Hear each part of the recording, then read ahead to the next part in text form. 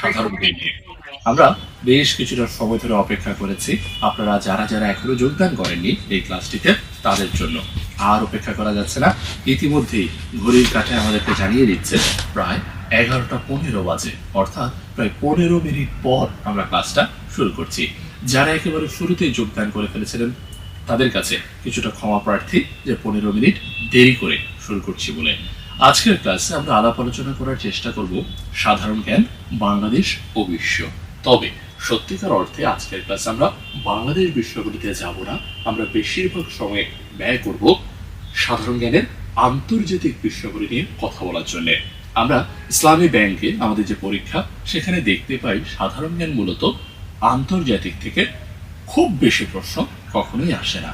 সবকিছু মিলে সর্বোচ্চ গেলে 5 থেকে 6টা প্রশ্ন যেতে পারে। এই 5 থেকে 6টা প্রশ্নের মধ্যে আপনি দুই ভাগে ভাগ করতে পারেন প্রশ্নগুলোকে।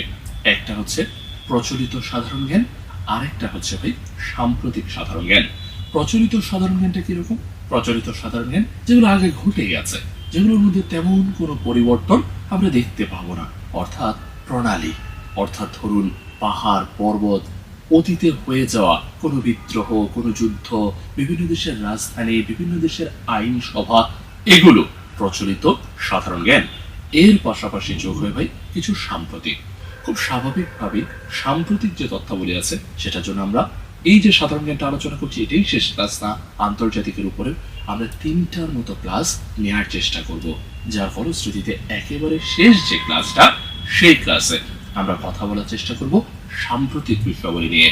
আর প্রথম 2টা ক্লাসে আজকেরটা এবং তার পরেরটা, আজকেরটা এবং তার পরেরটাতে আমরা কথা বলার চেষ্টা করব প্রচলিত যে সাধারণ জ্ঞান আছে সেগুলো নিয়ে। ঠিক আছে?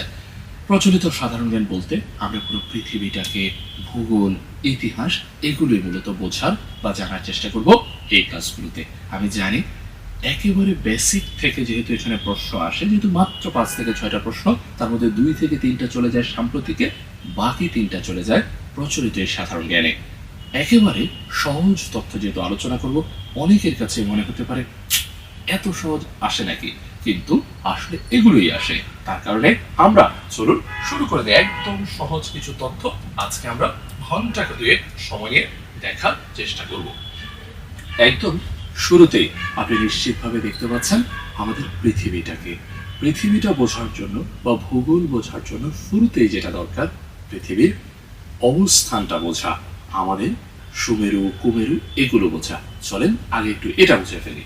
তো এটা বোঝার জন্য আপনি দেখতেই পাচ্ছেন আমরা সুন্দর করে একটা এখানে পৃথিবীর মানচিত্র নিয়ে নিয়েছি।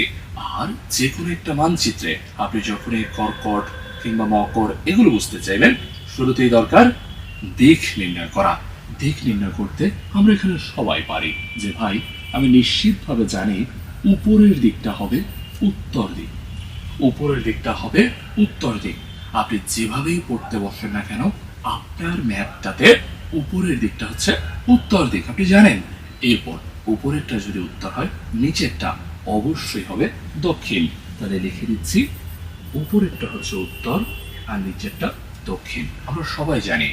এরপর আমাদের ডান হাত, আমাদের ডান হাত সবসময় আমরা জানি অবস্থান করবে পূর্ব দিকে, অবস্থান করবে পূর্ব দিকে। যারা আগে আমার ক্লাস করেছেন তাদেরকে আরো ভালো করে আমি বলেছিলাম যে ভাই আপনি খুব ভালো করে জানেন যে এই যে ডান হাত আর পূর্ব দিকে, এটা কিন্তু সত্যিকারের পূর্ব না, এটা এই মানচিত্রের সাপেক্ষে পূর্ব। এখন মানচিত্রটা আমি এইভাবে আঁকছি বলে এখানে পূর্ব লিখছি, যদি বোর্ড এখানে থাকতো তাহলে আমি এই পাশে পূর্ব লিখতাম। ঠিক একইভাবে আমি যদি এই পাশটাতে লিখতাম তাহলে এই পাশটাতে পূর্ব লিখতাম, একইভাবে যদি এই পাশে লিখতাম তাহলে এই দিকটাতে পূর্ব লিখতাম। অর্থাৎ ক্লিয়ারলি যেটা আমরা বুঝতে পারছি সেটা হলো ডান দিকটা সবসময় কি হবে, ডান দিকটা সবসময় পূর্ব দিক হবে। এরপর বাকি যেটা রইল এই পাশটা, তাহলে এই পাশটা হচ্ছে পশ্চিম দিক। তাহলে একটু খেয়াল করে দেখেন আমাদের উপরের দিকটা হচ্ছে উত্তর দিক, আমাদের উপরের দিকটা হচ্ছে উত্তর দিক, এরপর আমাদের নিচের দিকটা হচ্ছে দক্ষিণ দিক। এরপর আমি দেখতে পাচ্ছি আমার ডান হাত সবসময় অবস্থান করছে পূর্ব পাশে, আর বাকি যেটা রইল সেটা হচ্ছে পশ্চিম। তাহলে এই হলো ভাইয়া দিক নির্ণয় করা। দিক নির্ণয় করা, দিক নির্ণয় করে ফেললাম। দিক নির্ণয় করার পর এই পৃথিবীর মানচিত্রে যে কোনো স্থান, আমরা তো আজকে স্থানই দেখব, বিভিন্ন রাজধানী দেখব, বিভিন্ন যুদ্ধের ঘটনা কোথায় ঘটেছে সেটা দেখব। তাহলে খুব স্বাভাবিকভাবে আমাদেরকে যেটা বুঝতে হবে পৃথিবীর যে কোনো একটা স্থানের অবস্থান। তাহলে দিক নির্ণয় করার পর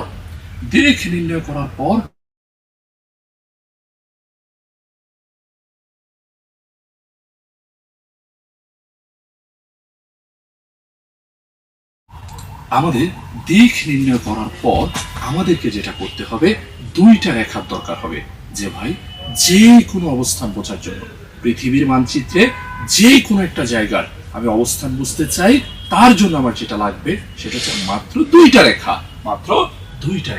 আপনি দেখতেই পাচ্ছেন এখানে ডট ডট ডট ডট দিয়ে একটা রেখা দাঁড়িয়ে আছে, আরেকটা রেখা শুয়ে আছে। তাহলে ভাই যেই রেখা দাঁড়িয়ে আছে, মুখস্থ করে ফেলি, যেই রেখা দাঁড়িয়ে আছে তার নামই দ্রাঘিমা। তার নাম কি রেখা ভাই? দ্রাঘিমা রেখা। তাহলে একটু মাথার মধ্যে ঢুকিয়ে ফেলি, যেই রেখা দাঁড়ায় থাকে তার নাম দ্রাঘিমা, যেই রেখা শুয়ে থাকে তার নাম অক্ষ। তাহলে বুঝতেই পারছেন এই যে রেখাটা দেখতে পাচ্ছি দাঁড়িয়ে আছে এটার নাম দ্রাঘিমা রেখা, যে রেখাটা শুয়ে আছে সেটার নাম অক্ষরেখা। তবে পরীক্ষার হলে আমাদের চাকরির পরীক্ষাগুলিতে অবশ্যই এটা কোনোদিন লিখবে না যে দাঁড়িয়ে থাকা রেখাটিকে কি বলে। পরীক্ষার প্রশ্নে যেটা বলবে উত্তর দক্ষিণে আবর্তন করেছে যে কল্পিত রেখা তাকে কি বলে। বাস্তবে রেখাগুলো নাই, এই রেখাগুলো আছে আমাদের কল্পনাতে। তাই উত্তর দক্ষিণে আবর্তন করেছে যে কল্পিত রেখা তাকে বলে দ্রাঘিমা রেখা, আর পূর্ব পশ্চিমে আবর্তন করেছে যে কল্পিত রেখা তাকে বলা হয় ভাইয়া অক্ষ রেখা। এখন আপনার মাথায় কাজ করবে, ভাই এখানে তো রেখাটা টানছেন, আপনি তো চাইলে এখানেও একটা রেখা টানতে পারেন, আপনি চাইলে আরো উপরে আরেকটা রেখা টানতে পারেন, আপনি চাইলে নিচের দিকে আরো একটা রেখা টানতে পারেন, আপনি চাইলে আরো নিচে আরো রেখা টানতে পারেন। এভাবে তো ভাইয়া অনেকগুলো রেখা টানা পসিবল, এভাবে অনেকগুলো রেখা টানাই তো সম্ভব। এবং এই প্রত্যেকটা রেখাই তো পূর্ব পশ্চিমে, প্রত্যেকটা রেখাই তো শুয়ে আছে, তাহলে প্রত্যেকটা রেখা কি অক্ষরেখা হবে? এবার একটু আপনারা বলেন প্রতিটা রেখা কি অক্ষরেখা হবে? বলেন না। এই যে আব্দুল্লাহ সাত ভাইকে দেখতে পাচ্ছি, সাত ভাই প্রত্যেকটা রেখা কি অক্ষরেখা হবে?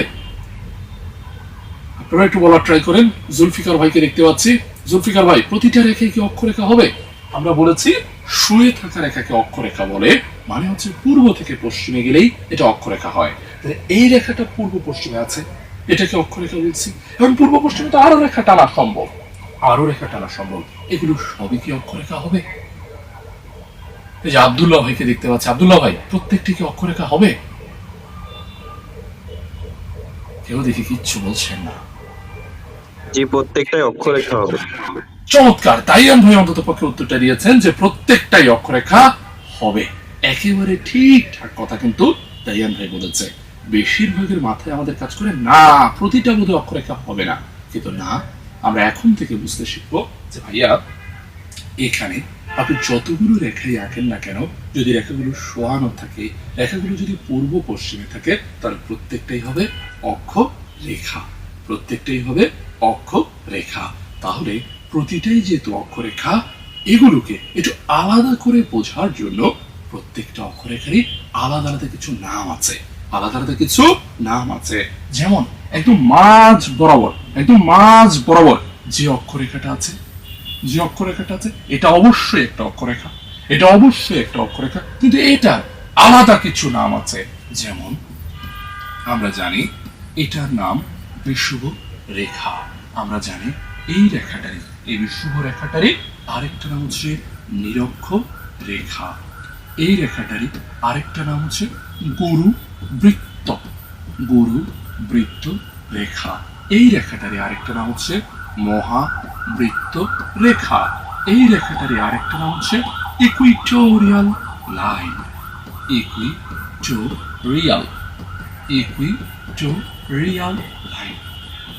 তাহলে আমরা বুঝতে পারছি ভাই যে অক্ষরেখাটা একদম মাঝখানে আছে তাকেই বলছি বিষুবরেখা, নিরক্ষরেখা, গুরুবৃত্ত রেখা, মহাবৃত্ত রেখা, ইকুইটোরিয়াল লাইন।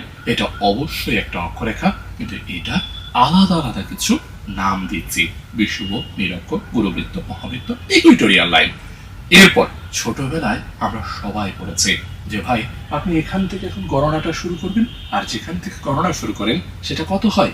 সেটা হয় 0। তাহলে এই রেখাটাকে আমরা বলবো 0 ডিগ্রিতে আছে। এই রেখাটাকে বলবো 0 ডিগ্রিতে আছে। তাহলে 0 ডিগ্রিতে আছে যে অক্ষরেখা, 0 ডিগ্রিতে আছে যে অক্ষরেখা, তার নামই নিরক্ষরেখা। 0 ডিগ্রিতে আছে যে অক্ষরেখা, তার নামই নিরক্ষরেখা। তাহলে আপনি নিচের দিকটা বাদ দেন। ছোটবেলা আপনি চাঁদা ব্যবহার করছেন, এটা হচ্ছে আপনার চাঁদার ছোট্ট বিন্দুটা, আর এখানে 0 ডিগ্রি। তারপর আস্তে আস্তে করে আপনি 1 ডিগ্রি, 2 ডিগ্রি, 3 ডিগ্রি, 4 ডিগ্রি করে করে কোণ উৎপন্ন করবেন। আপনি আস্তে আস্তে কোণ উৎপন্ন করবেন। এই যে নিরক্ষরেখার সাথে কোনো একটা স্থান, মনে করেন এখানে একটা জায়গা আছে, এখানে একটা জায়গা আছে, এই স্থানটা নিরক্ষরেখা থেকে কত কৌণিক, মানে কতটুকু কৌণিক অবস্থানে আছে, এটাকেই বলে অক্ষাংশ।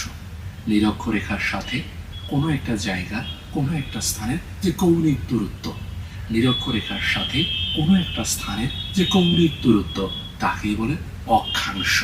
তাকেই বলে অক্ষাংশ। তাহলে আমরা বুঝতে পারছি অক্ষাংশ কি জিনিস। এরপর অক্ষাংশটা দেখলাম। এরপর আমরা যেটা করলাম, 0 ডিগ্রি থেকে উঠতে উঠতে এ পাশটাতে উঠে গেলাম 23.5 ডিগ্রি, 23.5 ডিগ্রির উত্তর অক্ষাংশে, 23.5 ডিগ্রির উত্তর অক্ষাংশে একটা দাগ টেনেছি। 23.5 ডিগ্রি উত্তর অক্ষাংশে একটা দাগ টেনেছি। এই যে দেখতে পাচ্ছেন দাগটা, না দেখতে পেলে আমি আবার দাগটা দিচ্ছি।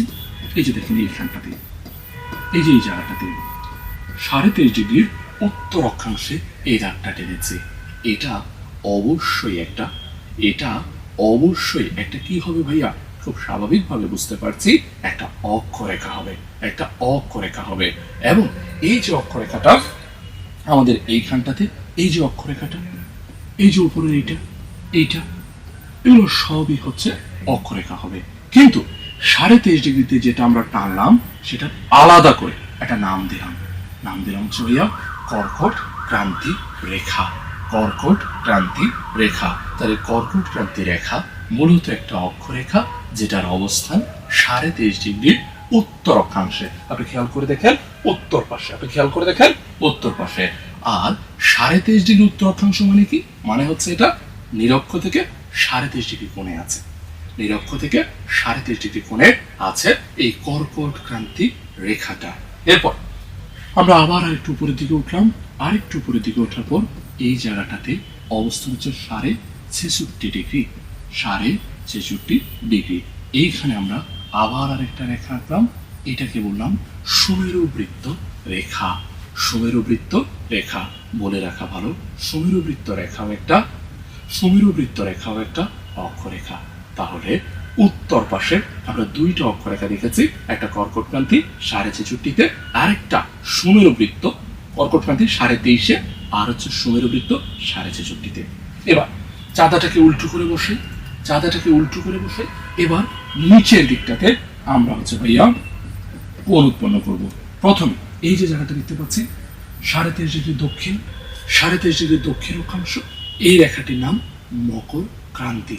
মকর ক্রান্তি এটিও একটি অক্ষরেখা, অবস্থান করছে 23.5 ডিগ্রি দক্ষিণ অক্ষাংশে। 23.5 ডিগ্রি দক্ষিণ অক্ষাংশে। আরেকটু নিচে নামার পর এই পাশটাতে আমরা দেখতে পাচ্ছি আরেকটি রেখা, এটির অবস্থান 66.5 ডিগ্রিতে। এটির নাম কুমেরুবৃত্ত রেখা।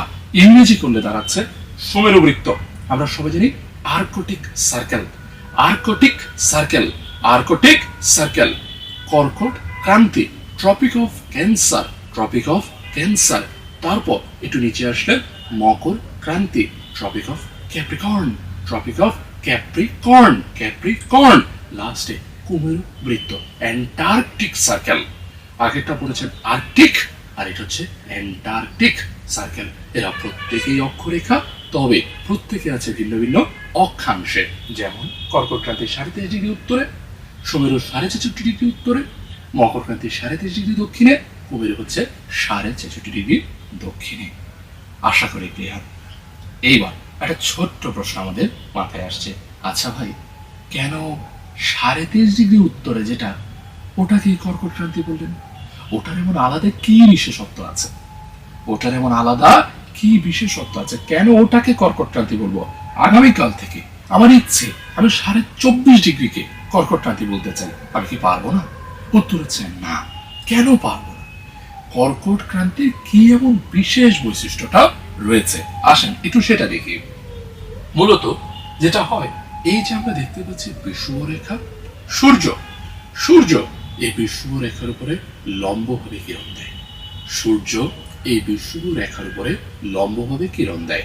একটাবার চিন্তা করে দেখেন, সূর্য যেখানে লম্বভাবে কিরণ দিচ্ছে, সেখানে রোদ বা উষ্ণতা বা গরম কেমন হবে? গরমটা কেমন হবে? খুব স্বাভাবিকভাবে ভাই গরমটা একটু বেশি হবে, গরমটা একটু বেশি হবে। আর এই যে বেশি গরমটা, এই বেশি গরমটা কতটুকু পর্যন্ত ছড়িয়ে পড়ে? আমরা যদি দেখি উপরের দিকটাতে, এই যে দেখতে পাচ্ছেন আমাদের অন্য আরেকটা রং নেই, এই যে আপনি দেখতে পাচ্ছেন আমাদের এই রেখাটা, এই রেখাটা অর্থাৎ কর্কট ক্রান্তি পর্যন্ত বেশি গরমটা উপরের দিকটাতে, এই কর্কট ক্রান্তি পর্যন্ত, আর নিচের দিকটাতে এই মকর ক্রান্তি পর্যন্ত ছড়িয়ে পড়ে। উপরে কর্কট, নিচে মকর ক্রান্তি পর্যন্ত এই গরম ভাবটুকু ছড়িয়ে পড়ে, যে কারণে কর্কট থেকে মকর পর্যন্ত এই এলাকাটুকুকে বলা হয়, এই এলাকাটুকুকে বলা হয় ভাই আমাদের উষ্ণ মণ্ডল বা গ্রীষ্ম মণ্ডল। উষ্ণ বা গ্রীষ্ম মণ্ডল। যখনই আপনি কর্কট পেরিয়ে যাবেন, আপনার আর গরম লাগবে না, আপনার কিছুটা শীত লাগতে শুরু করবে। আপনি এখান থেকে কর্কট থেকে আমাদের সুমেরু পর্যন্ত, আপনার শীত লাগতে শুরু করবে। তাই এই মণ্ডলটা হচ্ছে ভাইয়া শীত মণ্ডল। যখন আপনি সুমেরু বৃত্তটা পার হবেন, তখন আর আপনার শীত লাগবে না, আপনি তখন জমে বরফে পরিণত হবেন। তাই ওটা হচ্ছে হিমমণ্ডল। ঠিক একই ঘটনা নিচে দেখব, অর্থাৎ আমি যখন মকর পার হব, আমার শীত লাগতে শুরু করবে, তাই এটা শীতমণ্ডল। যখন আমি কুমেরু বৃত্ত পার হব, তখন আর আমার শীত লাগবে না, আমি জমে বরফে পরিণত হব, তাই এটা হচ্ছে হিমমণ্ডল। এবার আপনার মাথায় কাজ করবে, এটা জেনে আমার লাভ কি? আমি কি করবো এটা জেনে? আপনি যেটা করবেন, মনে করেন আপনাকে পৃথিবীটা বুঝতে হলে, ভূগোলটা বুঝতে হলে বোঝা দরকার মানচিত্রটা। আপনি একটা ম্যাপ দেখলেন চোখের সামনে, আপনি দেখলেন একটা দেশ উপরের দিকে আছে, আপনাকে তখন বলতো এই দেশের আবহাওয়া কেমন হবে? আপনি সাথে সাথে বলতে পারবেন যে এই রেখাটা কি কর্কটের উপরে আছে, কর্কটের থেকে মোটামুটি ভালোই উপরে আছে, তাহলে এখানে শীত পড়বে, এখানে শীত বেশি হবে, এখানকার মানুষ শীত মণ্ডলে আছে। এটা কি একেবারে মেরুর কাছাকাছি, এটা কি একেবারে উত্তর মেরুর কাছাকাছি, তাহলে ওই জায়গাটাতে বরফ বেশি হবে, এটা কি দক্ষিণ মেরুর কাছাকাছি, তাহলে ওই জায়গাটাতে বরফ বেশি হবে, আমরা বুঝতে পারবো। অথবা আমাকে বললো মানচিত্রে ফিনল্যান্ড খুঁজে বের কর। ফিনল্যান্ড কোথা আমি কি জানি, কিন্তু আমি এটা জানি ফিনল্যান্ডে অনেক শীত পড়ে, সাথে সাথে আমি বের করে ফেলতে পারবো যে ভাইয়া এটাতে যেহেতু অনেক শীত পড়ে, তাহলে এটা উপরের দিকে হবে, তাহলে এইভাবেই খুঁজে বের করা যায় যদি আপনি বুঝতে পারেন এই রেখাগুলো। তাহলে দেখতে পাচ্ছি কর্কট থেকে মকর পর্যন্ত উষ্ণ বা গ্রীষ্মমণ্ডল, কর্কট পেরিয়ে গেলে আমাদের সুমেরুর আগে শীতমণ্ডল, সুমেরু পেরিয়ে গেলে হচ্ছে হিমমণ্ডল। নিচের দিকে একই কথা, মকর ক্রান্তি থেকে আমাদের কুমেরু পর্যন্ত শীতমণ্ডল, আর নিচের দিকটাতে হচ্ছে হিমমণ্ডল। এরপর আমরা তাহলে বুঝে গেলাম যে অক্ষরেখার সাহায্যে কোনো একটা স্থানে ভাইয়া তাপমাত্রা বা কোনো একটা স্থানের আবহাওয়া কেমন হবে এটা বোঝা যায়, তাপমাত্রা বা আবহাওয়াটা বোঝা যায়। এরপর আমরা জানি আমাদেরকে এখন দেখতে হবে দ্রাঘিমা রেখা, যে দ্রাঘিমা রেখার সাহায্যে কি বোঝা যায়। চলেন একটু দ্রাঘিমা রেখাটা শুরু করি। তার আগে আপনারা আমাকে একটু বলেন তো ভাই, এই যে অক্ষরেখার সাহায্যে আমরা তাপমাত্রাটা বুঝলাম, আপনারা এটা ক্লিয়ারলি বুঝছেন কিনা? একটু বলেন ভাই, ক্লিয়ারলি আপনি পুরো ব্যাপারটা বুঝতে পেরেছেন কিনা? চমৎকার, অসাধারণ ভাই, বুঝতে পেরেছেন। যদি বুঝতে পারেন, আমার একটা ছোট্ট প্রশ্ন আছে। বুঝতে যেহেতু পেরে গেছেন, প্রশ্নটার উত্তর দিতে হবে, কিন্তু এবার আর চুপ করে থাকা যাবে না। এই যে বিষুবরেখা বা ইকুয়েটর, বিষুবরেখা বা ইকুয়েটর, এটা অনেকগুলো দেশের উপর দিয়ে গেছে। এই যে দেখেন না, এই যে দেখেন, এখানে অনেকগুলো দেশ আছে, এখানে অনেকগুলো দেশ আছে, ঠিক আছে? তার মধ্যে দুইটা দেশের নাম এই রেখার নামে নামকরণ করা হয়েছে। দুইটা দেশের নাম এই রেখার নামে নামকরণ করা হয়েছে। একটা আপনার অতীব পরিচিত ইকুয়েডর, একটা ভাইয়া আপনার অত্যন্ত পরিচিত ইকুয়েডর, যেটার অবস্থান আপনি জানেন। যে ভাইয়া আমি তো জানি ইকুয়েডর কোথায়, আমি আপনাকে হেল্প করি। আরেকটা দেশ আছে যেটার নাম এই বিষুবরেখার নামে নামকরণ করা হয়েছে, এবং ওই দেশটার অবস্থান আফ্রিকা মহাদেশে। আপনারা আমাকে বলবেন দেশটির নাম কি? বলেন। বিষুবরেখার নামে নামকরণ করা হয়েছে আফ্রিকা মহাদেশের কোন দেশের নাম? ট্রাই করেন। এই রেখাটা ওই দেশটার উপর দিয়ে চলে গেছে, যে কারণে ওই দেশটার নামকরণ করা হয়েছে বিষুবরেখার নামে। প্রশ্ন হচ্ছে ওই দেশটার নাম কি? দেশটার অবস্থান আফ্রিকাতে। ট্রাই করেন, পারতে হবে ভাই। আমি আপনাকে আগেই বলেছি, এখানে আপনাকে প্রচলিত সাধারণ জ্ঞান পড়ানো হচ্ছে। এগুলো নতুন ঘটনা না, এগুলো বাংলাদেশের যে কোনো সাধারণ জ্ঞানের বই খুললে ফার্স্ট পেজের পড়া, ঠিক আছে? আব্দুল্লাহ ভাই আছেন, ট্রাই করেন। হলে হবে, না হলে নেই, ভয় কিসে? ট্রাই করেন। নিয়ামুল ভাই আছেন, জুলফিকার ভাই আছেন, ট্রাই করেন না ভাই।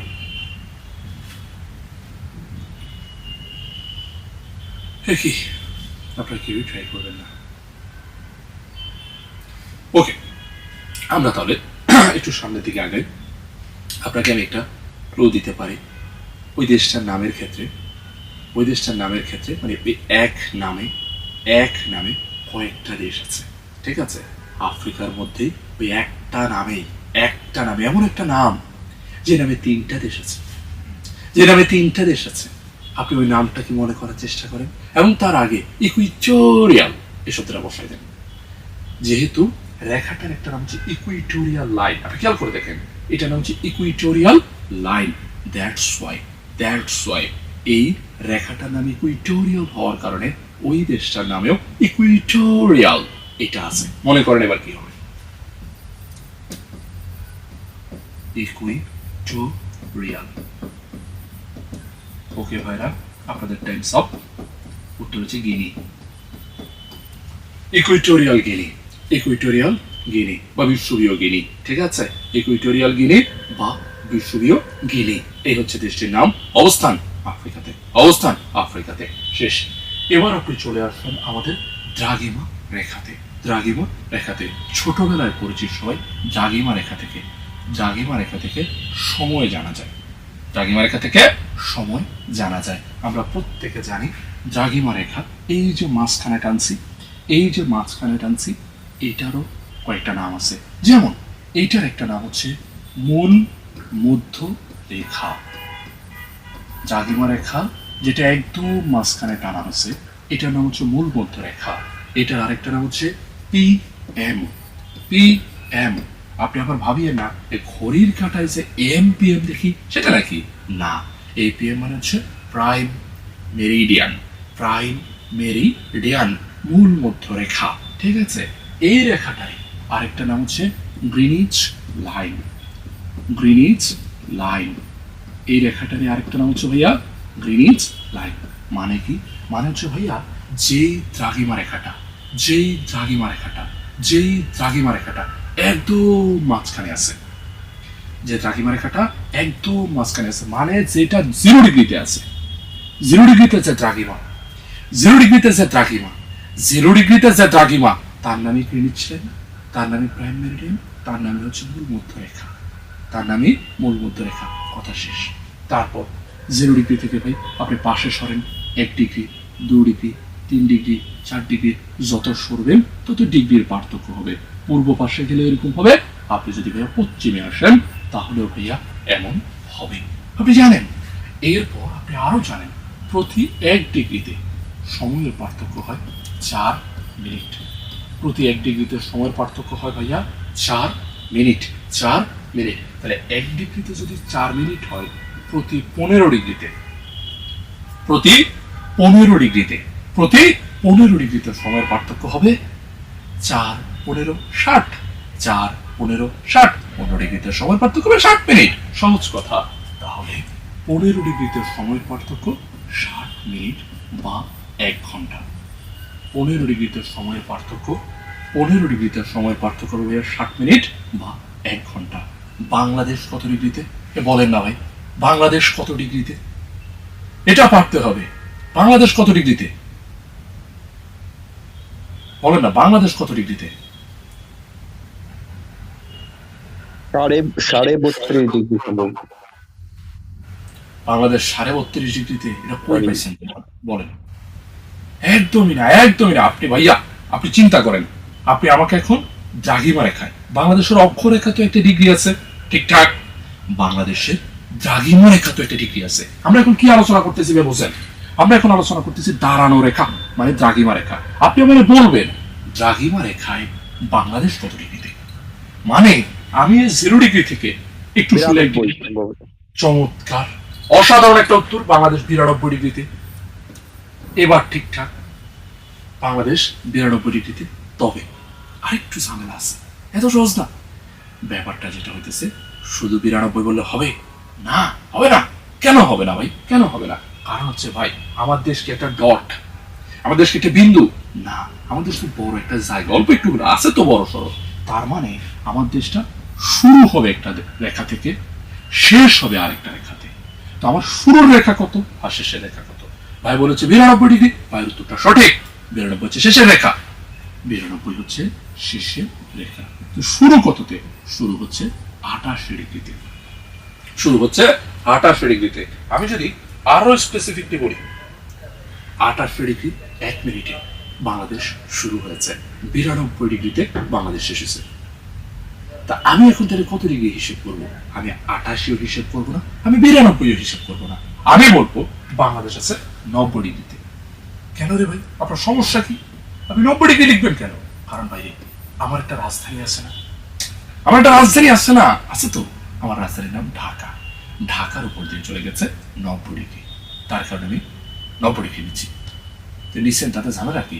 ঝামেলা হচ্ছে ভাইয়া, আমি 90 ডিগ্রিটা নেওয়ার কারণ হচ্ছে আমি বের করতে চাই বাংলাদেশের প্রমাণ সময় বা আদর্শ সময়। তাহলে একটাবার আমি চিন্তা করি, 15 ডিগ্রিতে হচ্ছে 60 মিনিট বা 1 ঘন্টা। তাহলে 90 ডিগ্রিতে 6 15 90, 6 15 90, তাহলে 90 ডিগ্রিতে সময়ের পার্থক্য হলো 6 ঘন্টা।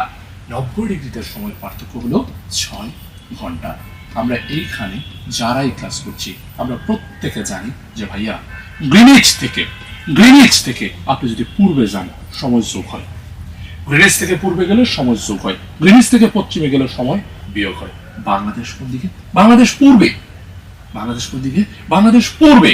দ্যাটস ওয়াই বাংলাদেশের প্রমাণ সময়, বাংলাদেশের আদর্শ সময় হচ্ছে +6।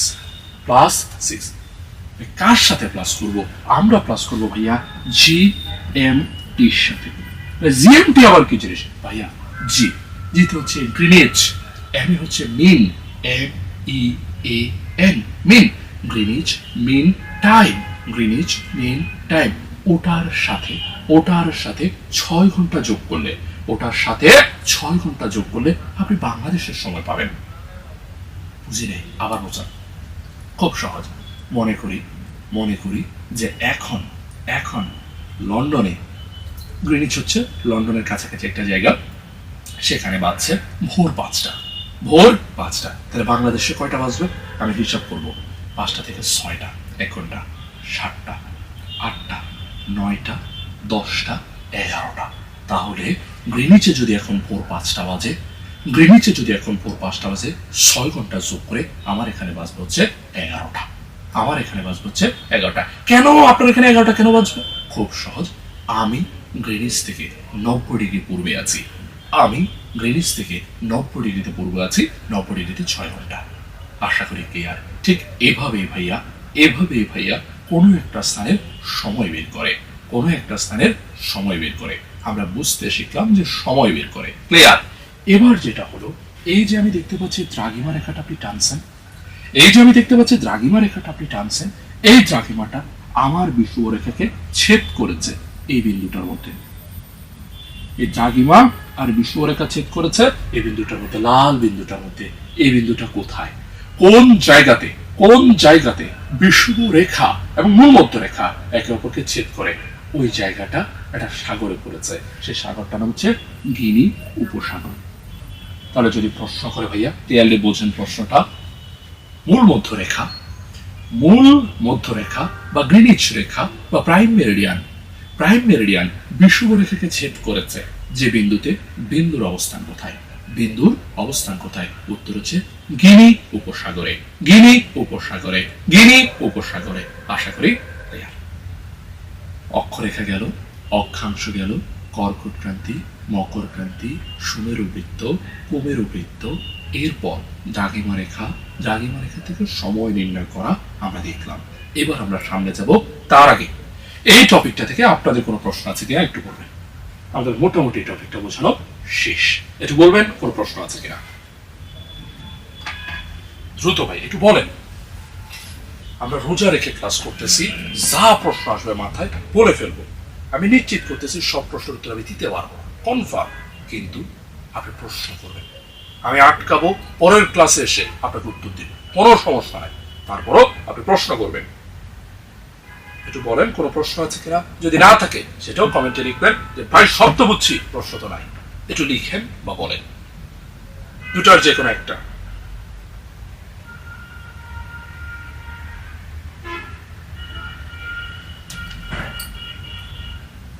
ওকে, আব্দুল্লাহ মামুন ভাই বুঝতে পারছেন, এমুল ভাই বুঝতে পারছে, জুলফিকার আলী ভাইও চমৎকার বুঝতে পারছে, জোস। তাহলে চলেন ভাইরা, আমরা সবাই যেহেতু মোটামুটি আল্লাহর রহমতে কিছুটা বুঝতে পারছি, একটু সামনে যাই।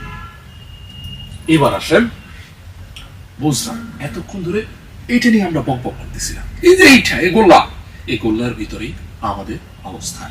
এবার আসেন আমরা আরেকটু বৃহৎ পরিসরে ভাই যাওয়ার চেষ্টা করি, আরেকটু বৃহৎ পরিসরে। তবে ঝামেলা আরো আছে। বৃহৎ পরিসরে যাওয়ার আগে আপনি গোল্লাটা দেখছেন, বাংলাদেশটা দেখা লাগবে না, খালি গোল্লা দেখলে হবে নাকি ভাই? এই পাশে চলে আসেন, আশা করি দেখতে পাচ্ছেন বৃত্তটা।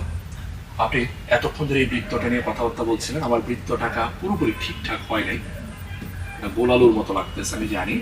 তারপর এটাই ধরেন পৃথিবী, উত্তর, দক্ষিণ, পূর্ব, এই পাশটাতে হলো পশ্চিম, ঠিক আছে? তারপর আপনি ক্লিয়ারলি দেখেছেন এই রেখাটা হচ্ছে ভাইয়া বিষুব রেখা, এই রেখাটা হচ্ছে বিষুব রেখা, এই রেখাটা হলো মূল মধ্যরেখা, আপনি দেখেছেন।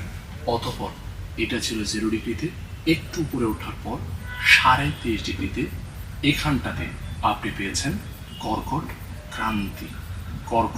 ক্রান্তি। এবং আপনারে আমি ভালো করে বলছি যে ভাইয়া এগুলো শুয়ে আছে, তার কারণে রেখাগুলো কি রেখা? এগুলো অক্ষরেখা। তো বাংলাদেশেরও তো অক্ষরেখা আছে না? আছে। বাংলাদেশের অক্ষরেখাটা শুরু হয়েছে 20 ডিগ্রি 34 মিনিটে। কত ডিগ্রি ভাইয়া? 20 ডিগ্রি 34 মিনিটে। ভাইয়া কোন দিকে? উত্তর হচ্ছে ভাইয়া উত্তর দিকে। 20 ডিগ্রি 34 মিনিট উত্তর থেকে, 20 ডিগ্রি 34 মিনিট উত্তর থেকে 26 ডিগ্রি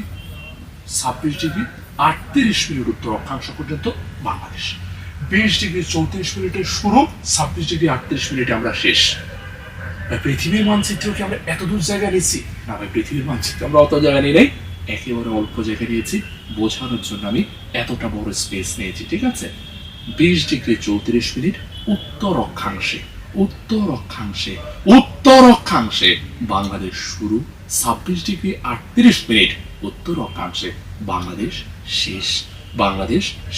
বুঝছি ভাই, বুঝছি। কিন্তু ভাইয়া দেশটা কি এখানে না এখানে, না দেশটা এখানে না এখানে কোথায়? আমি কেমনে বুঝবো? বোঝার জন্য যেটা লাগবে ভাইয়া দ্রাঘিমা রেখা। এখানে 0 ডিগ্রি, 0 থেকে সরতে এটা 28 ডিগ্রি 1 মিনিট, 28 ডিগ্রি 1 মিনিট পূর্ব দ্রাঘিমাতে। এবার পূর্ব পাশে পূর্ব দ্রাঘিমাতে বাংলাদেশ শুরু। বাংলাদেশ শুরু 88°1' পূর্ব দ্রাঘিমায় বাংলাদেশ শুরু, বাংলাদেশ শেষ হয়েছে 92°41'। 92°41' পূর্ব দ্রাঘিমায়। তাহলে খেয়াল করে দেখেন, এটা এবার আরেকটা কালার আমরা নিচ্ছি। এটা আমার উপরের দিকের দাগ, এটা আমার নিচের দিকের দাগ, এটা আমার 88°র দাগ, এটা আমার 92°র দাগ।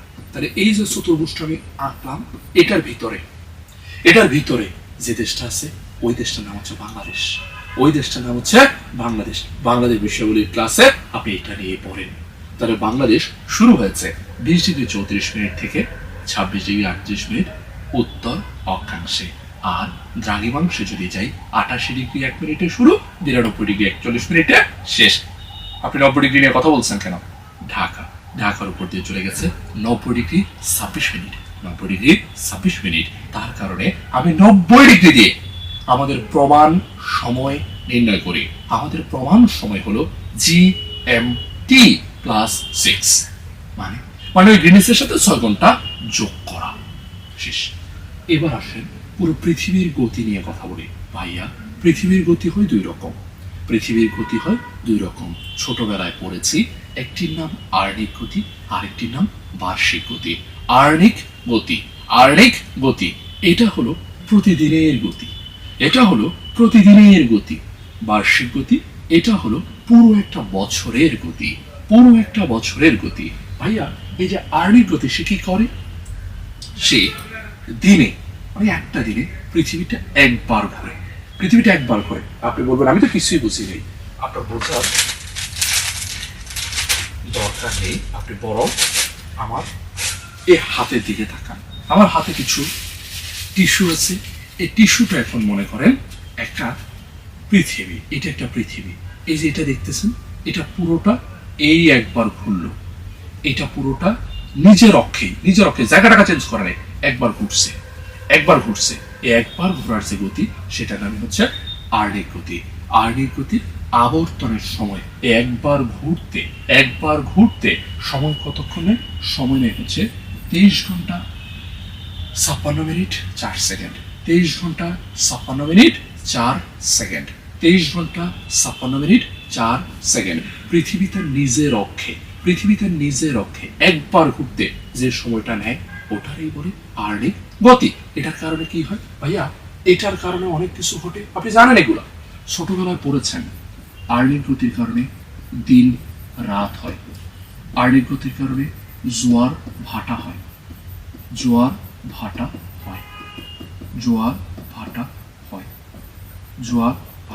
ঠিক আছে? আমাদের পরীক্ষায় শুধু ইসলামী ব্যাংকের পরীক্ষা তো আমি দিব না, আমরা জানি সবাই, যদিও করছেন আমি ইসলামী ব্যাংকের পরীক্ষা, বাট আপনারা তো সব জায়গাতেই চাকরির চেষ্টা করতেছেন, তাই না? চাকরি প্রত্যাশী সবাই সব জায়গাতেই করে। তো বিভিন্ন চাকরির পরীক্ষার প্রশ্ন আসে, একটা জোয়ার থেকে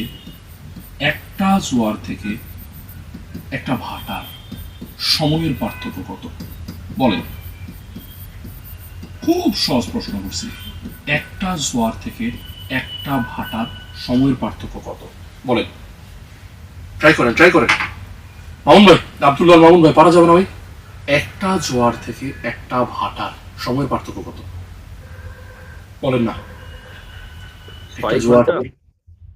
6 ঘন্টা। চমৎকার। ভাইয়ের উত্তরটা কিন্তু ঠিকঠাক, কিন্তু পারফেক্ট না। আমাদেরকে পারফেক্ট করতে হবে ভাই। দেখেন, আমরা প্রত্যেকে জানি যে একটা দিনে প্রথমে একবার জোয়ার হলো, এরপর একবার ভাটা হলো, এরপর আবার জোয়ার হলো, এরপর আবার ভাটা হলো। ঠিক আছে? এটা আমরা সবাই জানি যে ভাই একদিনে 2 বার জোয়ার হয়, 2 বার ভাটা হয়। একদিনে 2 বার জোয়ার হয়, একদিনে 2 বার ভাটা হয়। তার মানে প্রথমে ধরে যদি একবার জোয়ার হয়েছে, তারপর ভাটা হবে, তারপর আবার জোয়ার হবে, তারপর আবার ভাটা হবে। একটা জোয়ার আর একটা ভাটার সময়ের পার্থক্য হচ্ছে 6 ঘন্টা 13 মিনিট। 6 ঘন্টা 13 মিনিট। আর যদি প্রশ্ন করতো ভাই উল্টাটা, একটা জোয়ার থেকে একটা জোয়ার, বা একটা ভাটা থেকে আর একটা ভাটা, একটা ভাটা থেকে জোয়ার সময়ের পার্থক্য কত? ভাটা সময়ের পার্থক্য কত? জাস্ট ডাবল করে দিতাম, 12 ঘন্টা 26 মিনিট। জাস্ট ডাবল করে দিতাম, 12 ঘন্টা 26 মিনিট। শেষ। একদম ক্লিয়ার কথা। অর্ধেক করেছি 6 ঘন্টা 13 মিনিট, ডাবল করেছি 12 ঘন্টা 26 মিনিট। শেষ। একটা দিনে দুইবার জোয়ার হচ্ছে, দুইবার ভাটা হচ্ছে। এটা কেন হচ্ছে? বা এটা আর্নিক গতির কারণে হচ্ছে, বা এটা আর্নিক গতির কারণে হচ্ছে। আর এটা তো জানি আর্নিক গতির কারণে দিন রাত হচ্ছে। That's it. এবার আসি আমরা সূর্যকে কেন্দ্র করে। আমরা জানি আমাদের পৃথিবীটা সূর্যকে কেন্দ্র করে ঘোরে। কোন পথে ঘোরে? কোন পথে ঘোরে? উত্তরটা হলো সূর্যকে কেন্দ্র করে পৃথিবী উপবৃত্তাকার কক্ষপথে ঘোরে। সূর্যকে কেন্দ্র করে পৃথিবীটা ঘোরে। প্রশ্ন হচ্ছে কোন পথে ঘোরে? উত্তর হচ্ছে উপবৃত্তাকার কক্ষপথে। এই যে দেখতে পাচ্ছেন এই কক্ষপথটা, ইটস নট এ সার্কেল, ঠিক আছে? এটা উপবৃত্তাকার একটা কক্ষপথ। এই কক্ষপথে ঘুরতে পৃথিবীর সময় লাগে 365 দিন 5 ঘন্টা 48 মিনিট 47 সেকেন্ড। সবার মুখস্থ। 365 দিন 5 ঘন্টা 48 মিনিট 47 সেকেন্ড। আমরা জানি 365 দিনে বছর, বাকি যে সময়টা আছে প্রতি 4 বছর পর পর লিপ ইয়ার আকারে 366 দিন বা একদিন এক্সট্রা আমরা কাউন্ট করি। ফেব্রুয়ারি মাস 29 দিনে হয়ে যায়, ঠিক আছে? আমি জানি না আপনারা দিয়েছেন কিনা এইবারের বিসিএস 50-এর এইবারের যে বিসিএস এর প্রিলি গেল, সেখানে প্রশ্ন আসছে নিচের কোনটা লিপ ইয়ার হবে, নিচের কোনটা লিপ ইয়ার হবে, এমন একটা প্রশ্ন এই বছর আসছে। আপনি জানেন যে বছরটা চাঁদ দিয়ে ভাগ করা গেছে সে লিপ ইয়ার হয়েছে। যদি বছর মনে করেন 2026 সাল, চাঁদ দিয়ে ভাগ দেন, গেছে ভাগ, যায় নাই, তাহলে এটা লিপ ইয়ার না, গেছে তাহলে এটা লিপ ইয়ার। এবারের বিসিএস এর প্রশ্ন। এরপর সূর্যকে প্রদক্ষিণ করতে উপবৃত্তাকার কক্ষপথে পৃথিবীর সময় লাগে 365 দিন 5 ঘন্টা 48 মিনিট 47 সেকেন্ড। এখন এই যে সূর্যটা, পৃথিবীটা মনে করেন এখন এখানে আছে, এখান থেকে কিছুদিন পর তার অবস্থান হবে এখানে, কিছুদিন পর তার অবস্থান হবে এই জায়গাতে, কিছুদিন পর তার অবস্থান হবে এই জায়গাতে। অর্থাৎ এভাবে পৃথিবীর অবস্থান পরিবর্তিত হয়, এভাবে পৃথিবীর অবস্থান পরিবর্তিত হয়। এভাবে পৃথিবীর অবস্থান পরিবর্তনের কারণে আমরা জানি রাত বড় হয়, দিন ছোট হয়, দিন বড় হয়, রাত ছোট হয়। এই যে দিন বড় হয়, রাত ছোট হয়, এই কারণে পৃথিবীর উত্তর গোলার্ধে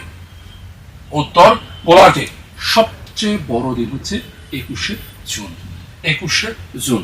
ভাই, উত্তর গোলার্ধ মানে উপরের দিকটা, পৃথিবীর উপরের দিকটা সূর্যরে বেশিক্ষণ পাইতেছে, তার কারণে তাদের দিন বড় হয়েছে। তো ওরা যদি সূর্যরে বেশিক্ষণ পায়, যে দক্ষিণ গোলার্ধ সে সূর্যরে কম পাইছে, তাই ওই দিন সে তার দিনটা ছিল ছোট, তার রাতটা ছিল বড়।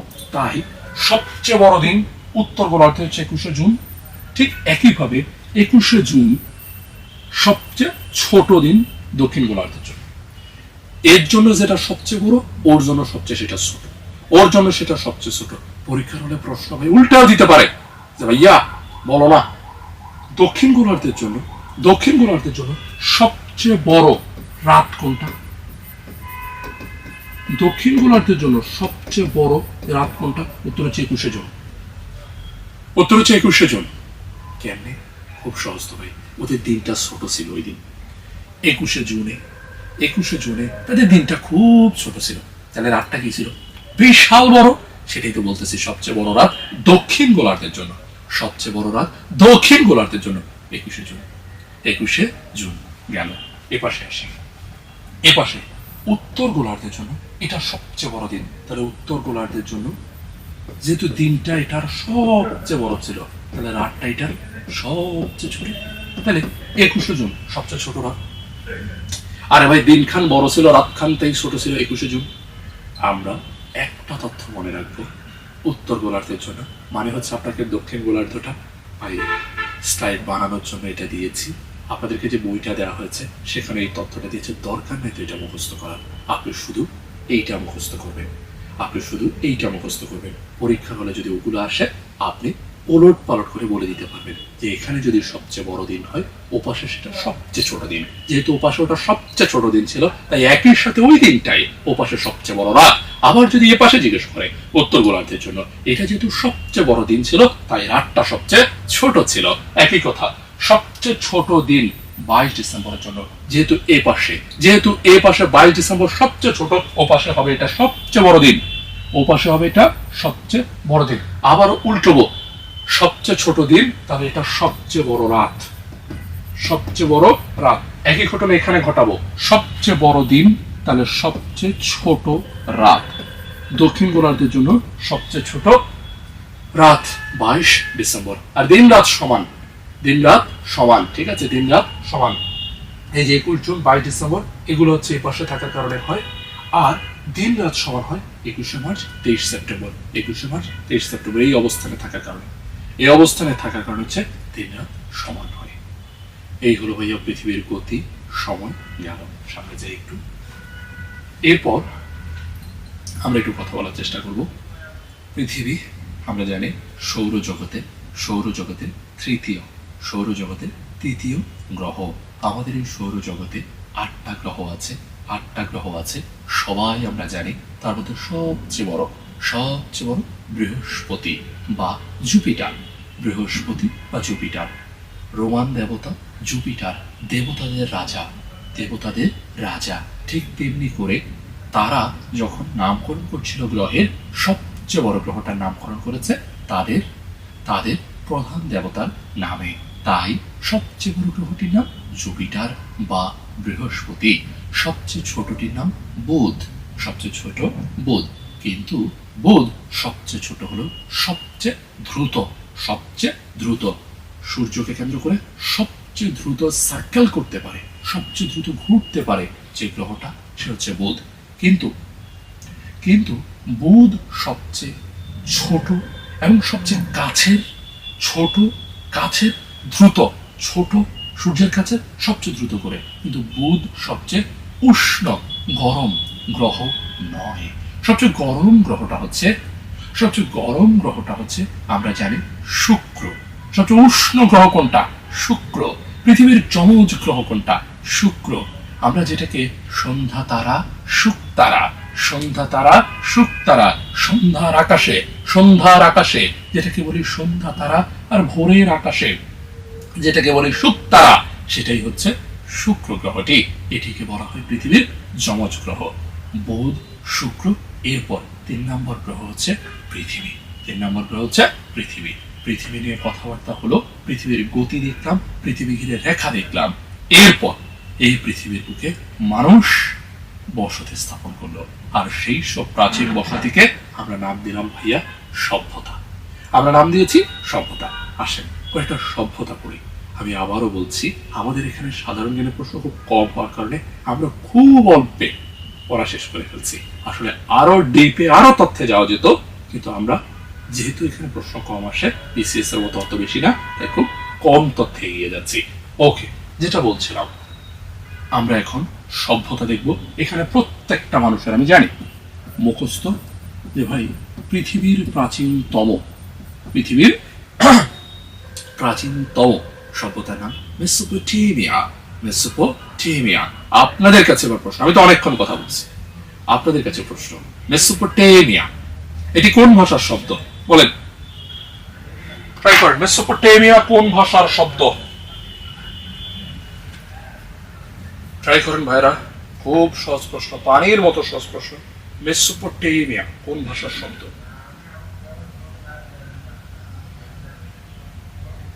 ভাইরা খুব সহজ প্রশ্ন, মেসোপটেমিয়া এটি কোন ভাষার শব্দ? পৃথিবীর প্রাচীন। অসাধারণ। এই একটা মাত্র পাবলিক না, নাইমুল ভাই উত্তর দিছিল, কিন্তু নাইমুল ভাইয়ের উত্তর হয় নাই। এই যে আব্দুল্লাহ মামুন ভাই মুখে বলছে, এটার উত্তরটা হয়েছে চমৎকার। মেসোপটেমিয়া শব্দটি একটা গ্রিক শব্দ। এখন প্রশ্ন হলো, ভাই গ্রিক সভ্যতা তো হয়েছে আরো পরে, ওরা মেসোপটেমিয়া নাম দিল, তাহলে যারা মেসোপটেমিয়ান ছিল, যারা ওই জায়গাতে থাকতো, ওরা নিজেদেরকে মেসোপটেমিয়া বলে পরিচয় দিত না? একদমই না। ওরা নিজেদেরকে মেসোপটেমিয়া কোনোদিনই বলে নাই। ওরা মেসোপটেমিয়া নামটাই শুনে নাই, বলবে এখন থেকে। তাহলে মেসোপটেমিয়া নামটা কেন দিল গ্রিকরা? সবার আমাদের জানা আছে, আমরা জানি মেসোপটেমিয়া শব্দের অর্থ 2 নদীর মধ্যবর্তী জায়গা। আর আমরা এটাকে বলছি 2 নদীর মধ্যবর্তী সভ্যতা। একটা নদীর নাম টাইগ্রিস, আরেকটার নাম ইউফ্রেটিস। আপনি জানেন টাইগ্রিস আর ইউফ্রেটিসকে পবিত্র কোরআনেও এদের কথা বলা হয়েছে। তবে আমাদের ইসলামিক সাহিত্যে বা আরবের মানুষের কাছে এটা টাইগ্রিস ইউফ্রেটিস এগুলো গ্রিকদের দেওয়া নাম, এইসব নাম পরিচিত ছিল না। মুসলিমরা এই দুই নদীকে চেনে দস্তা আর ফোরাত নামে। দস্তা, ফোরাত মনে রাখবো ভাইয়া। ইউফ্রেটিস, ফে ফে, তার মানে এখানে ফ আছে, তাই এই নদীটা হলো ফোরাত, আর টাইগ্রিস এই নদীটা হলো দস্তা। দজলা আর ফোরাতের, দজলা আর ফোরাতের মাঝখানের যে জায়গাটা ওখানেই গড়ে উঠেছিল প্রাচীন মেসোপটেমীয় সভ্যতা। তবে মেসোপটেমীয় সভ্যতার চারটা পর্ব আছে। একেবারে শুরুরটা আমরা জানি সুমেরীয় সভ্যতা।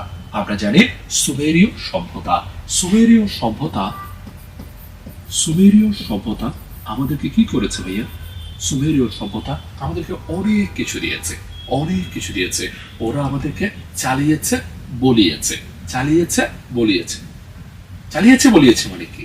ওরা আমাদেরকে চালিয়েছে চতে চালানো, চতে চাকা। তাহলে ভাইয়া চাকাকে দিয়েছে উত্তর। সুমেরীয় সভ্যতা দিয়েছে চাকা। এরপর বলছে কিভাবে ভাইয়া? বলছে লিপির মাধ্যমে। লিপি প্রাচীন কালের মানুষ আমার এসে বলবে কি করে? ও তো মরে গেছে বহুদিন আগে। তাহলে ওরা বলা শুরু করেছে লেখনির মাধ্যমে। তাহলে প্রাচীন সে লিপিটা আমাদেরকে দিয়েছে সুমেরীয়রা। ওদের সে লিপির নাম প্রত্যেকে এখানে জানি কিউনিফর্ম। আমরা জানি কিউনিফর্ম লিপি। এছাড়াও সুমেরীয়রা আমাদেরকে দিয়েছে পৃথিবীর সবচেয়ে পুরনো প্রাচীনতম মহাকাব্য, নাম তার গিলগামেশ। তাহলে প্রাচীনতম মহাকাব্য গিলগামেশ ওরা দিয়েছে। এরপর এই যে আমরা দেখতে পাচ্ছি সুমেরীয় সভ্যতা, এটা ধ্বংস হয়েছে। এটা ধ্বংস হওয়ার পর একই স্থানে অনেকগুলো বছর পর নতুন আরেকটা সভ্যতা জন্ম নিয়েছে। নাম তার ব্যাবিলনীয় সভ্যতা। এরপর ব্যাবিলনীয় সভ্যতা বহুদিন পার করছে, আবার ধ্বংস হওয়ার পর কিছুদিন পর আবার সময় গেছে, নতুন আরেকটা সভ্যতা জন্ম নিয়েছে। নাম তার অ্যাসিরীয় সভ্যতা। আপনি মনে রাখবেন অ্যাসিরীয়,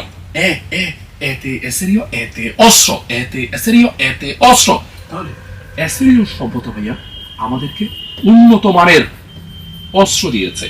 ব্যাবিলনীয় আপনি মনে রাখবেন ব্যাতে ব্যাবিলনীয়, ব্যাতে হাম্বুরাবি, ব্যাবিলনীয়র হাম্বুরাবির তাহলে ব্যাবিলনীয় সভ্যতা দিয়েছে হাম্বুরাবির আইন। আপনি বলবেন এটা আবার কি? আমি জানি আপনারা পড়ে ফেলেছেন এটা অলরেডি। হাম্বুরাবি হচ্ছে একজন ব্যাবিলনীয় শাসক। উনি আইন তৈরি করেছিলেন। যদিও আইনগুলো খুব একটা ভালো ছিল না, প্রতিহিংসামূলক আইন ছিল ওনারটা। কেউ যদি তোমার এক হাত কেটে ফেলে, তুমি তার এক হাত কেটে ফেলো। কেউ যদি তোমার একটা দাঁত ভেঙে দেয়, তুমি তার একটা দাঁত ভেঙে দাও। কেউ যদি তোমার এক চোখ উপড়ে ফেলে, তুমি তার একটা চোখ উপড়ে ফেলো। প্রতিশোধ পরায়ণ মূলক আইন ছিল তারগুলো। অ্যাসিরীয় সভ্যতা ধ্বংস হয়েছে, আবার আরেক সভ্যতার জন্ম হয়েছে এখানে। তারপর গড়ে উঠলো যে সভ্যতা, তার নাম হচ্ছে ক্যালেডীয় সভ্যতার কি আসে প্রত্যেক এখানে জানেন। রাজা নেবু চাঁদ নেজার উনি ওনার বউকে ভালোবেসে একটা উদ্যান বানাইছে, ব্যাবিলনের শূন্য উদ্যান। কি বললেন? ব্যাবিলনের শূন্য উদ্যান। তার ক্যালেডীয় লিখছেন কেন? আসলেই নাম হচ্ছে ব্যাবিলনের শূন্য উদ্যান। আমি ছোটবেলা থেকে ভাবতাম এটা বোধহয় ব্যাবিলনে ছিল, এটা বোধহয় আকাশে উঠত, কিন্তু ঘটনা তার একটাও না। এটা ছিল ক্যালেডীয় সভ্যতাতে। তবে হ্যাঁ, ক্যালেডীয় সভ্যতাকে নব্য ব্যাবিলনীয় সভ্যতাও বলতো। আর এই সভ্যতার অবদান হচ্ছে নেবুচাদনেজারের শূন্য উদ্যান। শেষ। এই হলো ভাইয়া মেসোপটেমীয় সভ্যতা। এটার অবস্থান ছিল তুরস্ক, সিরিয়া, ইরাক জুড়ে বিস্তৃত। পরীক্ষাতে যদি বলে মেসোপটেমীয় সভ্যতা কোথায় ছিল, অপশনে শুধু একটা দাগানোর সুযোগ আছে। আপনি দাগায় আসবেন ইরাক। কোনো সন্দেহ ছাড়া। অপশনে তো ভাই তুরস্ক আছে, অপশনে তো ভাই সিরিয়াও আছে। সবকিছু থাকুক, আপনি দাঁড়িয়ে আসবেন ইরাক। ভাইয়া অপশনে তুরস্ক আছে, সিরিয়া আছে, ইরাক আছে, 4 নম্বর অপশনে সবগুলো আছে। এবার আপনি দেখাবেন সবগুলো, ঠিক আছে? না হলে ইরাক দেখাবেন। এ পাশে আসি, এটা হলো ভাইয়া আমাদের আমেরিকাতে গড়ে ওঠা কিছু সভ্যতা। আপনি একটু ম্যাপটা দেখেও বোঝার ট্রাই করতে পারেন খুব ভালো করে। এই যে জায়গাটা দেখতে পাচ্ছেন, এই জায়গাটা খেয়াল করে দেখেন। এই জায়গাটা পুরোটা হচ্ছে ভাইয়া এশিয়া। এটা পুরোটা এশিয়া বোঝাচ্ছে, এখানে আমি একটু ভুল করছি। হ্যাঁ, পুরোটা আবার মুছে গেছে কেন। এই জায়গাটা হচ্ছে আমাদের সৌদি আরবের জাজিরাতুল আরব, আর এই জায়গাটা তো কিছুটা বুঝতে পারতেছেন ভারত, ঠিক আছে? এই পুরো জায়গাটা হচ্ছে আমাদের এশিয়ান সাইড। উপরের এই জায়গাটা হচ্ছে ইউরোপ, নিচের এই জায়গাটা হচ্ছে আফ্রিকা। আপনি বলবেন আফ্রিকা তো দেখাই যাচ্ছে না, আফ্রিকাটা কিছুটা ঝাপসা করে দিয়েছে। আর এই যে পুরোটা, এটা হলো আমেরিকা। ভালো করে খেয়াল করে দেখেন, এখানটাতে ভালো করে দেখেন, সবচেয়ে সরু না জায়গাটা, সবচেয়ে সরু। এখানে আছে পানামা খাল, পানামা খালের মাধ্যমে উত্তর আমেরিকা দক্ষিণ আমেরিকা আলাদা হয়েছে, জানেন তো? উপরেরটা উত্তরে আছে তাই এটার নাম উত্তর আমেরিকা, এটা নিচে আছে তাই এটার নাম দক্ষিণ আমেরিকা। এরপর এ পাশে চলে আসে এই জায়গাটা, এটা আবার কি জায়গা? এটা মূলত বোঝাচ্ছে মেক্সিকোকে। এই জায়গাটা হচ্ছে মেক্সিকো। এই মেক্সিকোতে ছিল অ্যাজটেক বা আজটেক সভ্যতা। মেক্সিকো, গুয়াতেমালা, বেলিজ এখানে ছিল মূলত মেক্সিকোকে কেন্দ্র করে। এরপর মায়া সভ্যতাও মেক্সিকোর একটা সভ্যতা। এটা নিদর্শন হচ্ছে চিচেন ইৎজা শব্দের অর্থ কি? চিচেন ইৎজা শব্দের অর্থ আপনাদের বলা লাগবে না, টাইম শেষ হয়ে যেতেছে। কুয়া তো চেনেন, কুয়ার মুখ। চিচেন ইৎজা হচ্ছে কুয়ার মুখ, ঠিক আছে? চিচেন ইৎজা গেল। এরপর হচ্ছে ইনকা সভ্যতার মূল জায়গা হইতেছে এই যে এটা যে দেখাইতেছে, এটা হলো পেরু, ঠিক আছে? ইনকা সভ্যতা ছিল ইকুয়েডর, পেরু, বলিভিয়া, চিলিতে। তাদের মূল কেন্দ্রভূমি হচ্ছে পেরুতে। তাদের নিদর্শন হচ্ছে মাচু পিচ্চু। তাহলে অ্যাজটেক মায়া মেক্সিকো, ইনকা সভ্যতা ছিল পেরুতে, মায়া সভ্যতার নিদর্শন হচ্ছে চিচেন ইৎজা, ইনকা সভ্যতার নিদর্শন হচ্ছে মাচু পিচ্চু, আর মেসোপটেমিয়া তো দেখলামই। সামনে এগুলো যাক, আপনারা বলতে পারেন এগুলো দেখাচ্ছেন কিন্তু মূল যে সভ্যতাগুলো সেটাই তো বললেন না। মিশরীয় সভ্যতা সবচেয়ে বেশি আমাদের পরীক্ষাতে দিয়ে থাকে, ঠিক আছে? মিশরীয় সভ্যতার রাজা তাকে বলা হয় ফারাও। মিশরীয় সভ্যতার রাজাকে বলে ফারাও। আমরা ইসলামিক যারা আছি তারা আমরা বলতাম এই ফারাওদেরকে ফেরাউন। মিশরীয় সভ্যতার অনেক কিছু দিয়েছে, দেখতেই পাচ্ছেন পিছনে। মিশরীয় সভ্যতার অবদান হচ্ছে এই পিরামিড। মিশরীয় সভ্যতার অবদান কি ভাইয়া? মিশরীয় সভ্যতার অবদান হচ্ছে পিরামিড। এরপর আমরা জানি পিরামিডগুলোর মধ্যে সবচেয়ে যেটা বড় সেটা হচ্ছে ফারাও খুফুর পিরামিড। এটা হচ্ছে সবচেয়ে বড়টা, ফারাও খুফুর পিরামিড। এই যে দেখতে পাচ্ছেন তিনটা পিরামিডের মধ্যে যে এটা দেখেন, এটা সবচেয়ে বড়। এটাই হচ্ছে ফারাও খুফুর পিরামিড। এবার আপনারা বলবেন ফারাও খুফুর পিরামিডটা কোথায় অবস্থিত? কেউ আবার বলেন না মিশরে অবস্থিত। মিশরের কোথায় বলেন? আপনারা একটু বলেন ফারাও খুফুর পিরামিড কোথায়? বলেন ভাই বলেন। প্রশ্ন খুব সহজ, ফারাও খুফুর পিরামিড কোথায় অবস্থিত?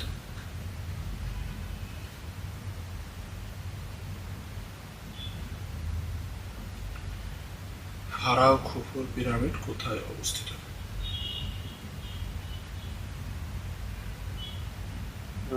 কি রাজধানীতে সম্ভবত কায়রো। রাজধানী তো ঠিক আছে ভাইয়া, কিন্তু রাজধানী বললে আসলে হবে না। এটা সম্ভবত সুদান নাকি? বলতেছি মিশরীয় সভ্যতা, আপনি খেলে চলে গেছেন সুদানে। ভাই এটা কোনো কাজ করলেন? সুদানে না, আপনি ঠিক কাজই করছেন। সুদানে অনেকগুলো পিরামিড আছে, তবে সুদানের পিরামিডগুলোর একটা বিশেষ বৈশিষ্ট্য আছে, সংখ্যার দিক থেকে ওখানে পিরামিডের সংখ্যা বেশি থাকলেও কিন্তু ওগুলো আকারে ভাইয়া বড় না, আকারে বড় না। এখানে আপনাকে একটা ক্লু দিয়েছে কিন্তু, যে ফারাও খুফুর পিরামিডটা পৃথিবীর সবচেয়ে বড় পিরামিড, এটা সবচেয়ে বড়। আমি আপনাকে বলছি কিন্তু এই যে বড়টা, ঠিক আছে। সো বড় পিরামিডগুলো মিশরে অবস্থিত। সো ফারাও খুফুর পিরামিডটাও মিশরে। আমাদের এক ভাই বলছে এটা কি ভাই রাজধানীতে কিনা, অর্থাৎ উনি বুঝাতে চেয়েছে এটা কায়রোতে কিনা। ওনার উত্তরটা আংশিক সঠিক। কায়রো থেকে অল্প একটু দূরেই একটা জায়গা আছে, আপনারা বহুবার পড়ছেন জায়গাটার নাম, জায়গাটার নাম হচ্ছে গিজা। জায়গাটার নাম হচ্ছে গিজা। আপনি নামও শুনেছেন যে গিজার পিরামিড পড়ে। সো গিজাতে অবস্থিত, গিজা হচ্ছে জায়গাটার নাম, গিজা হচ্ছে জায়গাটার নাম। গেল। এরপর নিচের দিকে দেখতে পাচ্ছেন একটা ভাস্কর্য আছে, যে ভাস্কর্যটা মুখটা বা মাথাটা হচ্ছে মানুষের ন্যায় আর বাকি শরীরটা হচ্ছে সিংহের ন্যায়। আমরা প্রত্যেকে এখানে জানি যে এই ভাস্কর্যটার নাম হচ্ছে স্ফিংক্স। এই ভাস্কর্যটার নাম হচ্ছে স্ফিংক্স। এরপর মিশরীয়রা আমাদেরকে একটা লিপি লেখার লিপি মানে কি, ওই হলো আর কি লেখার মাধ্যম লিপি, তো লিপি দিয়েছিল, সেটার নাম হচ্ছে হায়ারোগ্লিফিক্স। আমরা জানি হায়ারোগ্লিফিক্স শব্দের অর্থ হচ্ছে পবিত্র লিপি, পবিত্র লিপি। আরো ঘটনা আছে, মিশরীয় সভ্যতা মূলত মিশর দুই ভাগে ভাগ হয়ে গিয়েছিল, একটা উপরের দিকের মিশর বা উঁচু মিশর আর একটা নিচু মিশর। দুই মিশরকে একত্রীকরণ করেছেন যে ফারাও, তার নাম pharaoh Menes. Pharaoh Menes, pharaoh Menes দুই মিশরকে একত্রীকরণ করেন, দুই মিশরকে একত্রীকরণ করেছেন। এরপর মিশরের শেষ উল্লেখযোগ্য শাসক, মিশরের শেষ উল্লেখযোগ্য শাসক মানে ফারাওদের শেষ উল্লেখযোগ্য আর কি, রানী ক্লিওপেট্রা। রানী ক্লিওপেট্রা, ঠিক আছে, যাকে বলা হয় serpent of the Nile, serpent of the Nile, serpent of the Nile. এটারে বলা হয় নীল নদের দান। কে বলছে এটারে নীল নদের দান? বলেছে হেরোডোটাস, বলেছে হেরোডোটাস, হেরোডোটাস। সামনে যাব, গ্রিক সভ্যতা।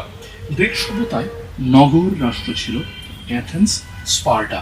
শুধু তাই না, এখানে আরো অনেকগুলো নগর রাষ্ট্র ছিল, তার মধ্যে অ্যাথেন্স আর স্পার্টা বিখ্যাত। অ্যাথেন্স আর স্পার্টার মধ্যে একটা ভালো যুদ্ধ হয়েছিল, সেই যুদ্ধটার নাম হচ্ছে পেলোপোনেসিয়ান ওয়ার, পেলোপোনেসীয় যুদ্ধ, পেলোপোনেসীয় যুদ্ধ। কে জিতছিল? স্পার্টা জিতছিল, স্পার্টা জিতছিল। ওই পেলোপোনেসীয় যুদ্ধের মাধ্যমে অ্যাথেন্সের গণতন্ত্র, অ্যাথেন্সের স্বাধীনতা শেষ হয়ে যায়। তার মানে একটা কথা বুঝলাম যে অ্যাথেন্স গণতন্ত্র দিয়েছিল, অ্যাথেন্স গণতন্ত্র দিয়েছিল। শুধু তাই না, অ্যাথেন্সে সক্রেটিস, প্লেটো, অ্যারিস্টটল প্রত্যেকে বেড়ে উঠেছেন। সুতরাং বুঝতেই পারতেছেন গ্রিক সভ্যতা পড়তে গেলে প্লেটোর অবদান পড়া উচিত। প্লেটোর একটা বিদ্যালয় ছিল, আপনারা জানেন, সেটার নাম হচ্ছে একাডেমিয়া, একাডেমিয়া। প্লেটোর একটা বই আছে দ্য রিপাবলিক, দ্য রিপাবলিক। আবার প্লেটোর আরেকটা বই আছে ডায়ালগ, ডায়ালগ, ডায়ালগ মানে হচ্ছে কথোপকথন। সো সক্রেটিস আর উনি যা কথাবার্তা বলছেন সেটাই হচ্ছে ডায়ালগ। এরপর অ্যারিস্টটল, অ্যারিস্টটল আবার অনেক কিছুর জনক, উনি যুক্তিবিদ্যার জনক, উনি রাষ্ট্রবিজ্ঞানের জনক, উনি জীববিজ্ঞানের জনক। অ্যারিস্টটলের অনেকগুলো বই, the Ethics, the Ethics, Ethics, Ethics নৈতিকতা, the Ethics, the Logic, Logic, Logic যুক্তি, the Politics, the Politics, Organon, এগুলো সবই লিখেছে অ্যারিস্টটল। ওনারও একটা বিদ্যালয় ছিল, ওনার বিদ্যালয়ের নাম হচ্ছে লাইসিয়াম, লাইসিয়াম। অ্যারিস্টটলের একটা বিখ্যাত ছাত্র ছিল, নাম তার আলেকজান্ডার, নাম তার আলেকজান্ডার। এর পাশাপাশি গ্রিক সভ্যতায় আমরা বিখ্যাত কিছু নাটকের রচয়িতাদেরকে পেয়েছি, যার মধ্যে অন্যতম হচ্ছে সফোক্লিস। সফোক্লিস নাট্য নির্মাতা, মানে নাটক লিখতো আর কি। ওনার বিখ্যাত নাটক হচ্ছে ইডিপাস, ইডিপাস, ইডিপাস বিখ্যাত নাটক। সামনে আসি, রোমান সভ্যতা। রোমান সভ্যতার বিখ্যাত সম্রাট হলো জুলিয়াস সিজার, জুলিয়াস সিজার। অল্প কিছুদিন আগে একটা চাকরির পরীক্ষাতে আসছে veni vidi vici, veni vidi vici. এলাম, দেখলাম, জয় করলাম, এলাম, দেখলাম, জয় করলাম। কে বলেছিল? উত্তর হচ্ছে জুলিয়াস সিজার বলছিল। জয় করছে এটা কি? জয় করছিল ব্রিটেন। জয় করেছিল ব্রিটেন। ব্রিটেন জয় করার পর উনি বলেছিল ভিনি ভিডি ভিসি, এলাম দেখলাম জয় করলাম। জুলিয়াস সিজার একটা নাটকের নাম। কে লিখছে? William Shakespeare. William Shakespeare. William Shakespeare. এই জুলিয়াস সিজারের জীবন নিয়েই, এই জুলিয়াস সিজারের জীবন নিয়েই উইলিয়াম শেক্সপিয়ার আঙ্কেল বইটা, নাটকটা লিখেছে। এরপর ওনাদের রোমান সভ্যতার অবদান হচ্ছে আইন শাস্ত্রে। আইন, ল ছাড়াও আমরা একটা কিছু শব্দ যদি বলি, আইনের মাধ্যমে আমরা তৈরি করবো জাস্টিস। জাস্টিস, ন্যায় বিচার, ন্যায়বোধ। তাহলে এই জাস্টিস শব্দটা কোথা থেকে এসেছে? উত্তর হলো ভাইয়া, জাস্টিস শব্দটা আসছে রোমানদের থেকে। আমরা প্রত্যেকে এখানে জানি সম্রাট জাস্টিনিয়ানের নাম থেকে। সম্রাট জাস্টিনিয়ানের নাম থেকে আসছে জাস্টিস।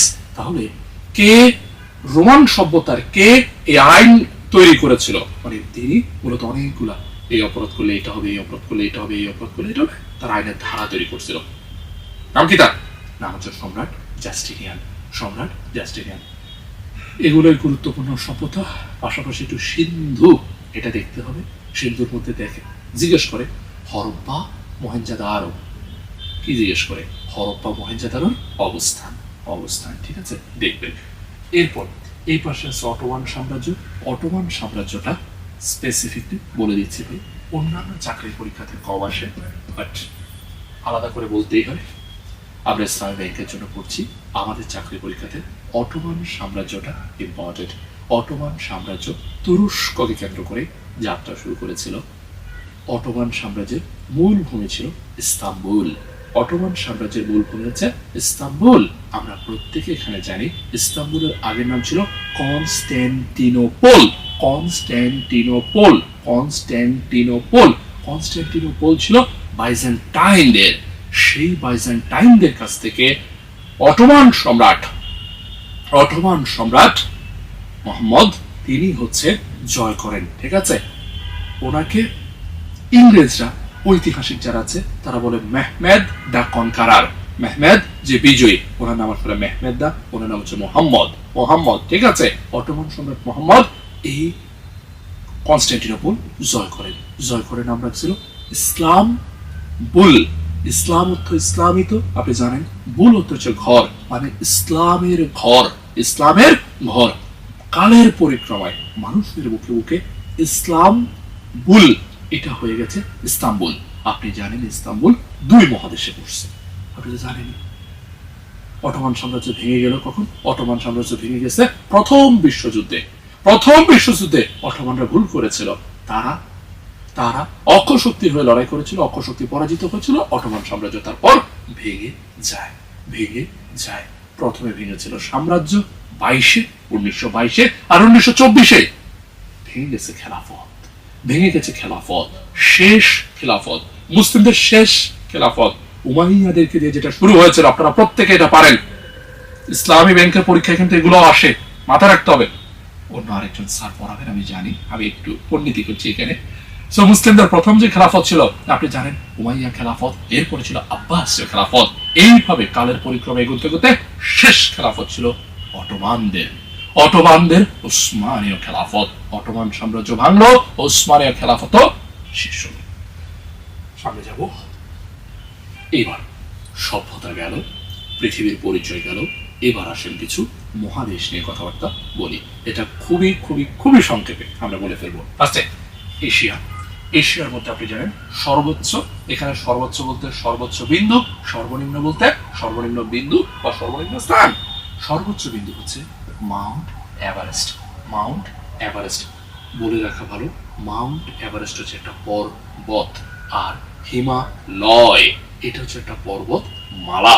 মাঝে মধ্যে পরীক্ষাতে জিজ্ঞেস করে এশিয়ার বৃহত্তম পর্বত মালার নাম কি? আপনারা অনেকে দাগায় আসেন মাউন্ট এভারেস্ট, বা যে দাগাইছে জাগাতপুর। মাউন্ট এভারেস্ট হচ্ছে একটা পর্বত ভাইয়া। এটা পর্বত এরকম অনেকগুলো আছে। এটা পর্বতমালা। একটা পর্বতমালার মধ্যে অনেকগুলো পর্বত থাকে। হিমালয় পর্বতমালার মধ্যেও অনেকগুলো পর্বত আছে। তার মধ্যে সবচেয়ে যেটা উঁচু সেটার নামে মাউন্ট এভারেস্ট। 8,550 মিটার। সর্বনিম্ন বিন্দু হচ্ছে মৃত সাগর। মৃত সাগর ইংরেজিতে বলে ডেড সি। ডেড সি নাম দিয়েছে সি, কাজে কিন্তু সে একটু সি না, কাজে হচ্ছে সে একটা হ্রদ। মৃত সাগর, মৃত সাগর হচ্ছে একটি হ্রদ। মৃত সাগর হচ্ছে একটি হ্রদ। এটা কোথায়? এটা ওই জর্ডানের পাশে। এটা জর্ডানের পাশে। ও আচ্ছা, তো মৃত সাগর জর্ডান, ইসরায়েল, ফিলিস্তিন ওখানটাতে অবস্থিত। আরো ভালো করে যদি চিনতে চান, মৃত সাগরের পারে পশ্চিম দিকে, মৃত সাগরের পারে পশ্চিম দিকে আছে পশ্চিম তীর। আপনারা রাগ করবেন, রাগ করে বলবেন পশ্চিম পারে তো পশ্চিম তীরই থাকবে, এটা অবাক হওয়ার কি আছে? না, অবাক হওয়ার আছে। আমাদের ফিলিস্তিনের ভাইয়েরা দুইটা জায়গাতে এখন বাস করে। পুরো দেশটা ওদের কাছ থেকে কেড়ে নিতে নিতে নিতে নিতে নিতে এখন শুধুমাত্র দুই জায়গাতে ফিলিস্তিনের ভাইয়েরা বাস করে। একটা হচ্ছে গাজা, আরেকটা হচ্ছে পশ্চিম তীর। এই যে বলে পশ্চিম তীর, এটা কার পশ্চিম তীর? উত্তরটা খুব সহজ। উত্তর হচ্ছে ডেড সি বা মৃত সাগরের পশ্চিম তীর। মৃত সাগরের পশ্চিম তীর, ঠিক আছে? মৃত সাগর একটি হ্রদ। এখানে লবণের পরিমাণ অত্যন্ত বেশি, যার কারণে এখানে মানুষ ডোবে না। মানুষ ডোবে না। কোন সাগরে মানুষ ডুববে না? মৃত সাগর, ঠিক আছে? আর এটা হ্রদ হওয়ার কারণে এটা পানিটা যদি সাগর হইতো, সাগর গিয়ে মহাসাগরে পড়ে, সাগর গিয়ে মহাসাগরে পড়ে, তাহলে এটার লবণটাও আস্তে আস্তে কি হইতো? মহাসাগরে চলে যেত। কিন্তু এটা একটা হ্রদ। হ্রদ মানে হইতেছে চারদিকে, চারদিকে ভূ দ্বারা বেষ্টিত। আর এটার পানি বের হয়ে যাওয়ার জন্য বড় প্রশস্ত কোনো পথ থাকে না, ওগুলোকেই বলে হ্রদ। যে এটা একটা হ্রদ, এটার পানি বের হইতে পারে না, তাই লবণগুলো জমা হইতে থাকে। ধীরে ধীরে ধীরে ধীরে পানিতে লবণের পরিমাণ বাড়তে বাড়তে বাড়তে বাড়তে এমন একটা অবস্থা, মানুষ আর ডোবে না। সো কোন সাগরে মানুষ ডোবে না? মৃত সাগর। আর মৃত সাগর হচ্ছে আমাদের সর্বনিম্ন বিন্দু। এরপর আমাদের গভীরতম হ্রদ হচ্ছে বৈকাল, অবস্থান রাশিয়াতে। অবস্থান রাশিয়াতে। গভীরতম হ্রদ বৈকাল। পৃথিবীর প্রাচীনতম, পৃথিবীর প্রাচীনতম, পুরো পৃথিবীর প্রাচীনতম হ্রদ বৈকাল। আর বৈকাল শুধু এশিয়ার গভীরতম নয়, পুরো বৈকাল এই দুনিয়ার, পুরো পৃথিবীর গভীরতম হ্রদ। এটি গভীরতম হ্রদ, প্রাচীনতম হ্রদ, গভীরতম হ্রদ, প্রাচীনতম হ্রদ বৈকাল। দীর্ঘতম নদী ইয়াংসিকিয়াং। ইয়াংসিকিয়াং, আপনি নাম শুনে বুঝতে পারতেছেন চায়না চায়না ভাব আছে। তাহলে ইয়াংসিকিয়াং হচ্ছে চীনের নদী। ইয়াংসিকিয়াং চীনের নদী। বলে রাখা ভালো, এটা শুধু এশিয়ারই বৃহত্তম। পুরো পৃথিবীর কোনটা? পুরো পৃথিবীর হচ্ছে নীল। পুরো পৃথিবীর হচ্ছে নীল নদ। এরপর মরুভূমি। মরুভূমি হচ্ছে গোবি। চীন আর মঙ্গোলিয়ার মাঝখানে গোবিকে বলা হয় ওয়াটার, লিখতেছি কই, লেখা যাচ্ছে কই, গোবিকে বলা হয় ভাইয়া ওয়াটার লেস প্লেস। পরীক্ষায় জিজ্ঞেস করে ওয়াটার লেস প্লেস কোন মরুভূমিকে বলে? উত্তর হচ্ছে Gobi. Water less place, Gobi. এরপর এই পাশে চলে আসেন, এটা ইউরোপ। এটা ইউরোপ। ওদের কাছে সব আছে, টাকা আছে, অস্ত্র আছে, অর্থ আছে, সব আছে, কিন্তু ওদের কাছে একটা জিনিস নাই। কি নেই? ইউরোপে, ইউরোপে কি নেই? ইউরোপে আজকে থেকে মাথা রাখবো, মরুভূমি নাই।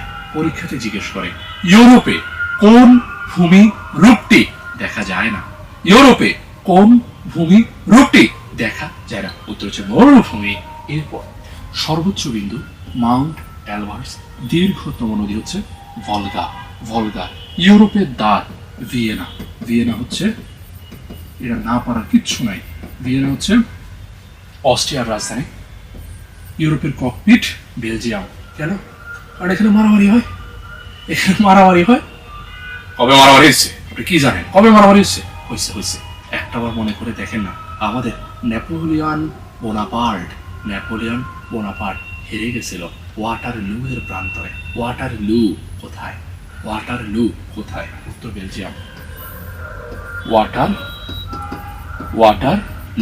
ওয়াটারলু হচ্ছে বেলজিয়ামে। ওয়াটারলু হচ্ছে বেলজিয়ামে।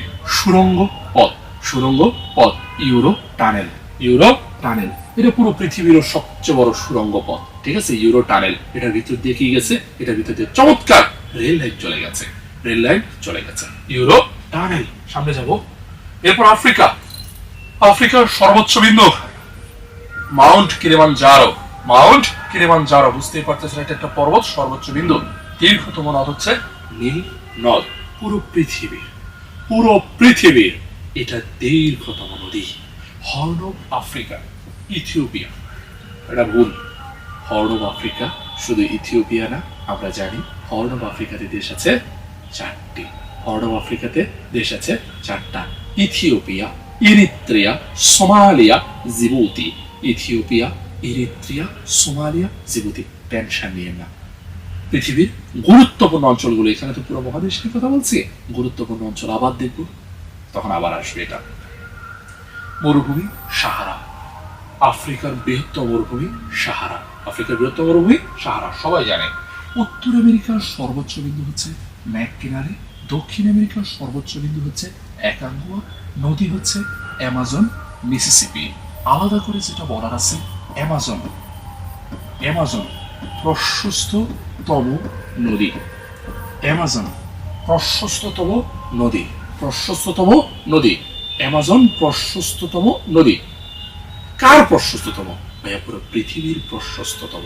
চওড়া চওড়া চওড়া, লম্বাতে হচ্ছে নীল, লম্বাতে হচ্ছে নীল, চওড়াতে হচ্ছে আমাজন নদী।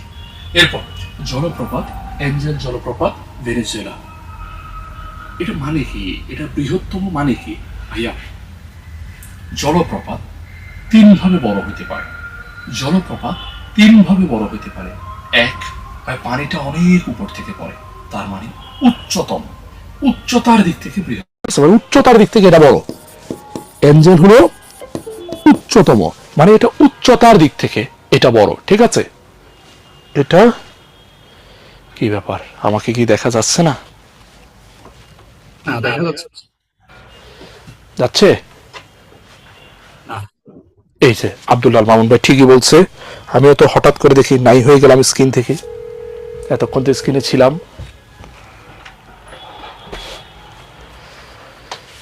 ভাই দেখা যাচ্ছে না কেন আমাকে?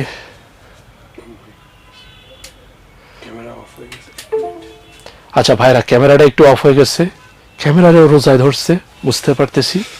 একটু সময় দেন, একটা মিনিট সময় দেন, চলে যায় না আবার।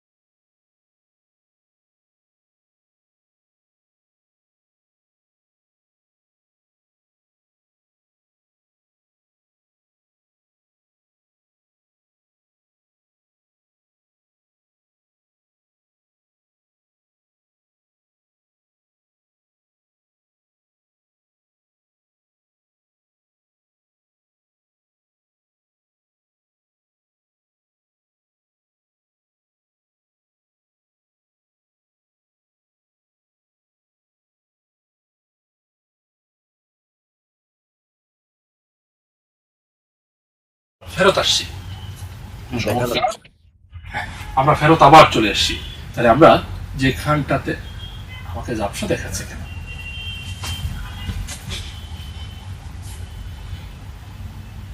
এই তো কি সুন্দর দেখা যাচ্ছে। আচ্ছা, যেটা বলছিলাম, জলপ্রপাত নিয়ে কথা হইতেছে ভাই। উচ্চতম জলপ্রপাত আছে অ্যাঞ্জেল জলপ্রপাত, ভেনেজুয়েলাটা, কথা শেষ। এরপর একটা জলপ্রপাত আরো দুই ভাবে বড় হতে পারে। এক, পানি বেশি পড়ে, পানি বেশি পড়ে মানে হচ্ছে জলপ্রবাহের দিক থেকে। যদি আপনি আমাকে বলেন ভাইয়া জলপ্রবাহের দিক থেকে, জল প্রবাহ বা পানি প্রবাহের দিক থেকে বৃহত্তম জলপ্রপাত কোনটা? উত্তর হচ্ছে গোয়ারিয়া বা গুয়ারিয়া। যেইভাবে খুশি উচ্চারণ করেন, অবস্থান ব্রাজিল, অবস্থান ব্রাজিল। এখান থেকে পানি বেশি পড়ে, এখান থেকে পানি বেশি পড়ে, শেষ। এরপর ভাইয়া কিচ্ছু বলে নাই প্রশ্নে, প্রশ্নে সরাসরি বলছে বৃহত্তম জলপ্রপাত।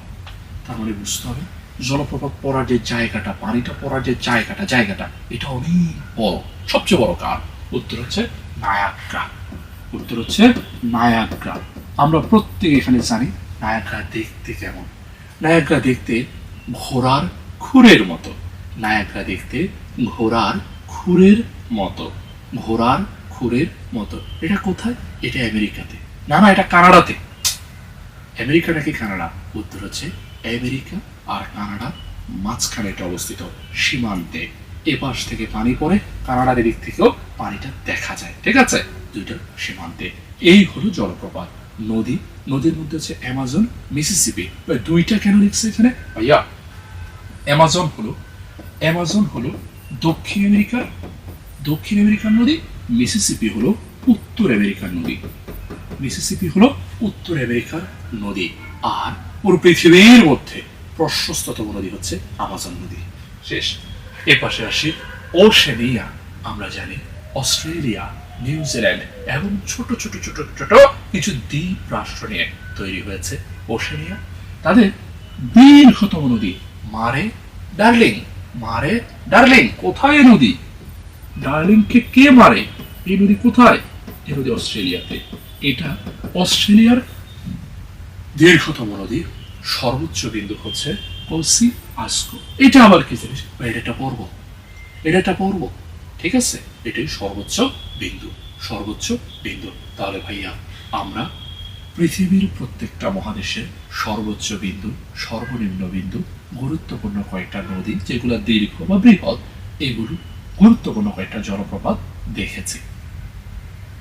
স্কাই ব্যাংকের পরীক্ষার জন্য মহাদেশ এতটুকু পড়লেই হয়তো চলবে, কিন্তু অন্যান্য চাকরির পরীক্ষার জন্য এত অল্পে আসলে মহাদেশ শেষ হয় না। একটা মহাদেশ নিয়ে একটা ক্লাস আলোচনা করা যায়। ঠিক আছে, আমরা আগেই বলেছি অল্প মার্কস আসার কারণে খুব সংক্ষেপে এগোচ্ছি। ওকে, সামনে যাবো একটু। এবার নদ নদী সীমানা দেখতেই পাচ্ছি, কি সুন্দর একটা নদী চলে গেছে। এটাই হলো পৃথিবীর দীর্ঘতম নদ, নাম তার নীল নদ। নীল নদের শাখা, মানে শাখা নদী। নীল নদের শাখা নদী হচ্ছে ভাইয়া দুইটা। ঠিক আছে, ওইগুলার নাম কি ভাইয়া? ওইগুলার নামও নীল।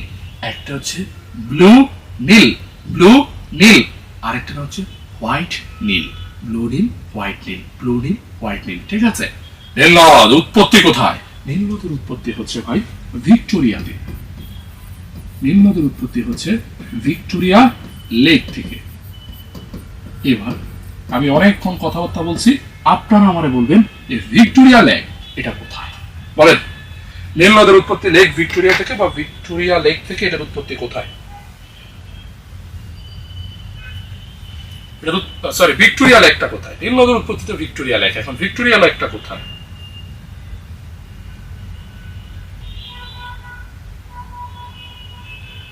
বলেন, দেরি করিয়েন না। তানজানিয়া। অসাধারণ ভাই, অসাধারণ। এই তো, সাহস করে বলবেন। আপনার উত্তরটা পারফেক্ট ভাই, একদম ঠিকঠাক। তানজানিয়ার ভিক্টোরিয়া লেক। তাহলে তানজানিয়ার ভিক্টোরিয়া লেক, এখান থেকে উৎপন্ন হয়েছে আমাদের নীল। তারপর চলে গেছে বহু বহু বহু পথ, যেতে যেতে যেতে দুই ভাগে ভাগ হয়েছে। সুদানের রাজধানী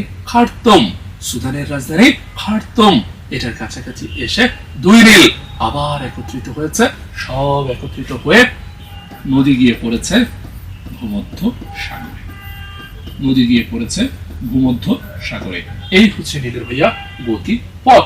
আর যাওয়ার পথে মিশর, সুদান, ইথিওপিয়া, উগান্ডা এবং আরো কিছু দেশে পার করেছে। নিচে আসি, বৃহত্তম কিসে এটা বৃহত্তম? উত্তর হচ্ছে প্রশস্ততে। এটা প্রশস্ত নদী, নদীর নাম আমাজন নদী। এটা কোথায় উৎপত্তি হয়েছে ভাই? খুব সহজ ভাইয়া, এটার উৎপত্তি হয়েছে আন্দিজ পর্বতমালা থেকে। হায় হায়, কি করলাম, আন্দিজ মানান ভুল লিখছি। এটার উৎপত্তি হয়েছে আন্দিজ পর্বতমালা থেকে। আন্দিজ পর্বতমালা থেকে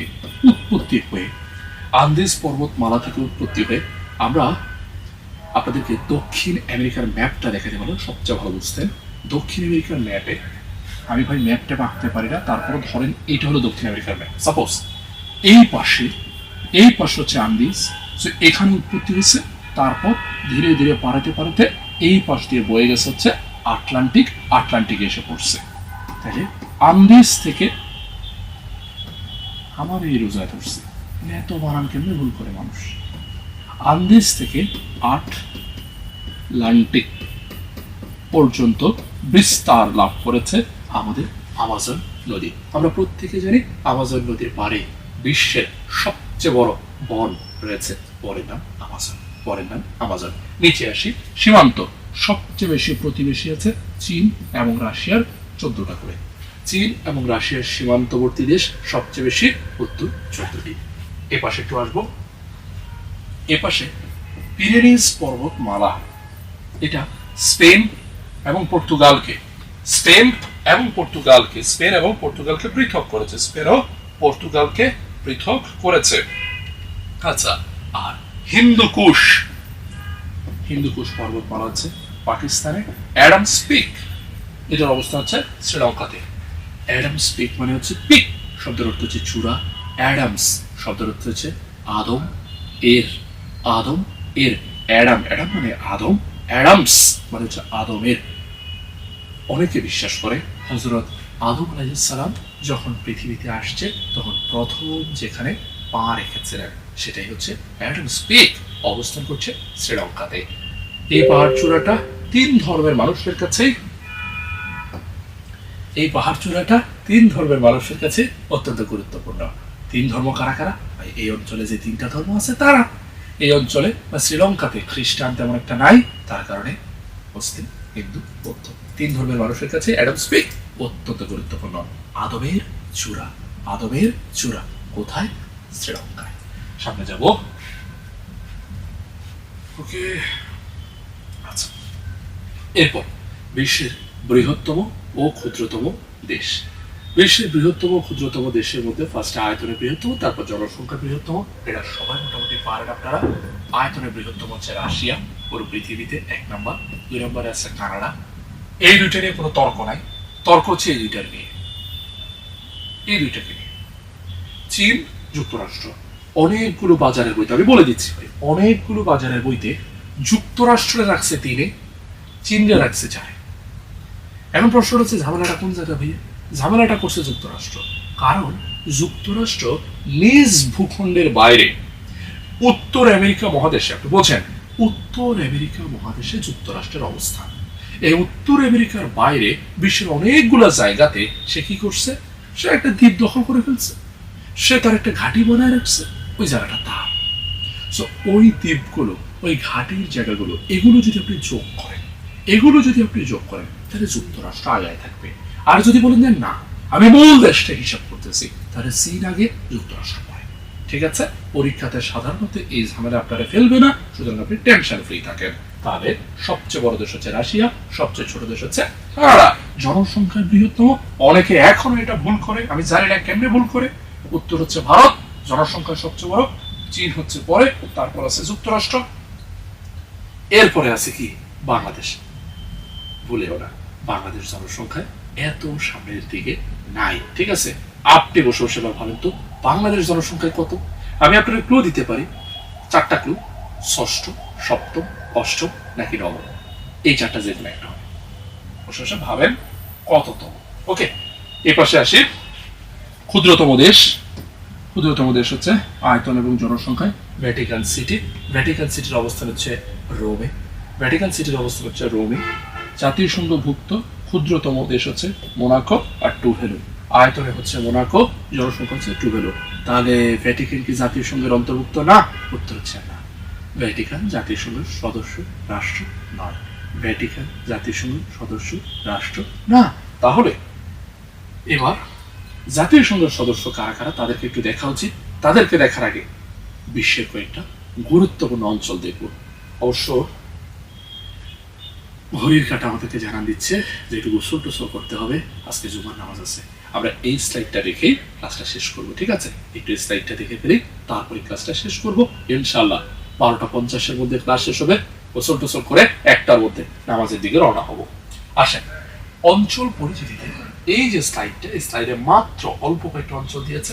ফার্স্টে যেটা দিয়েছে সেটা হচ্ছে স্ক্যান্ডিনেভিয়া হচ্ছে ভাইয়া, এরা শীত প্রধান দেশ, এদের অবস্থান হচ্ছে আমাদের ইউরোপে।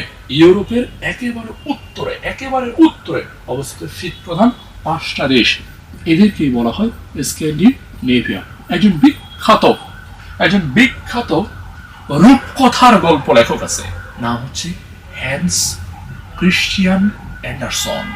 হ্যান্স ক্রিশ্চিয়ান অ্যান্ডারসন ওই লোক এই 5টা দেশের সাহিত্য, সংস্কৃতি, আবহাওয়া, খাদ্যাভ্যাস এগুলোর মিল দেখে 5টা দেশকে এক করে নাম দিয়েছে স্ক্যান্ডিনেভিয়া।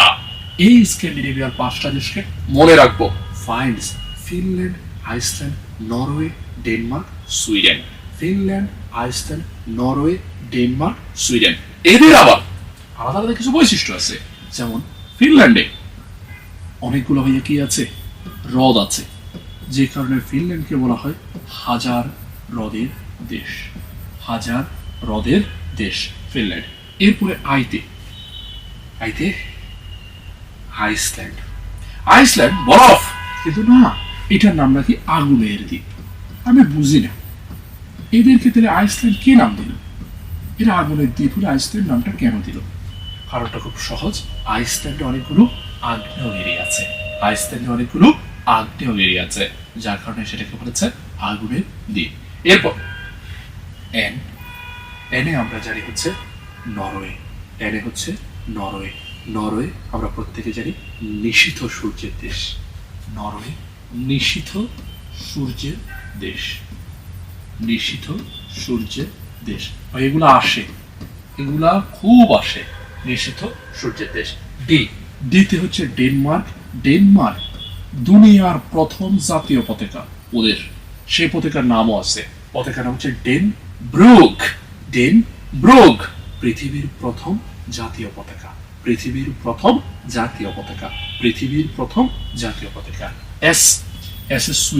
সুইডেন হচ্ছে ভাই একটা কল্যাণকারী রাষ্ট্র।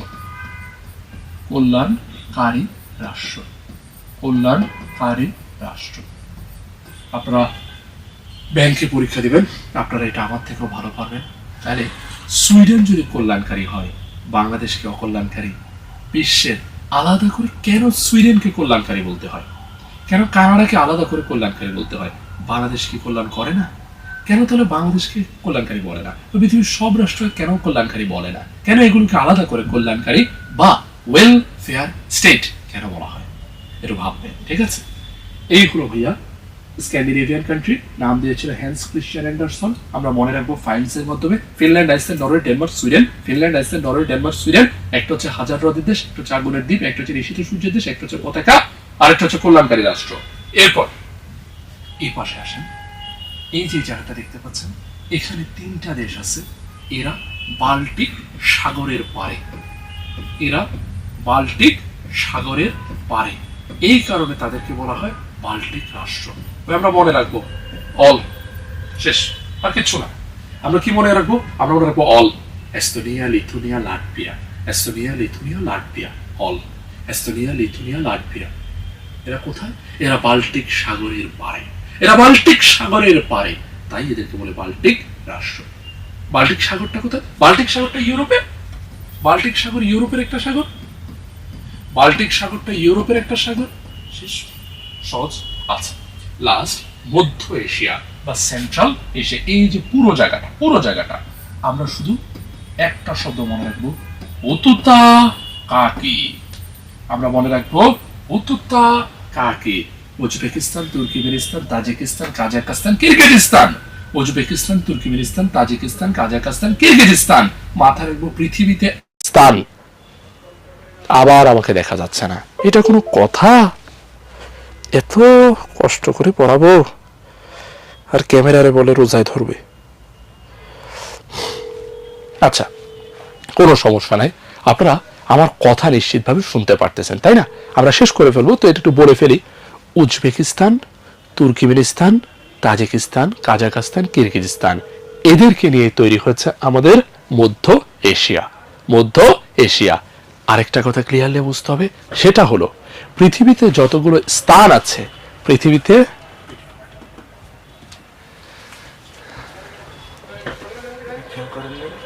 হ্যাঁ করেছি ভাই,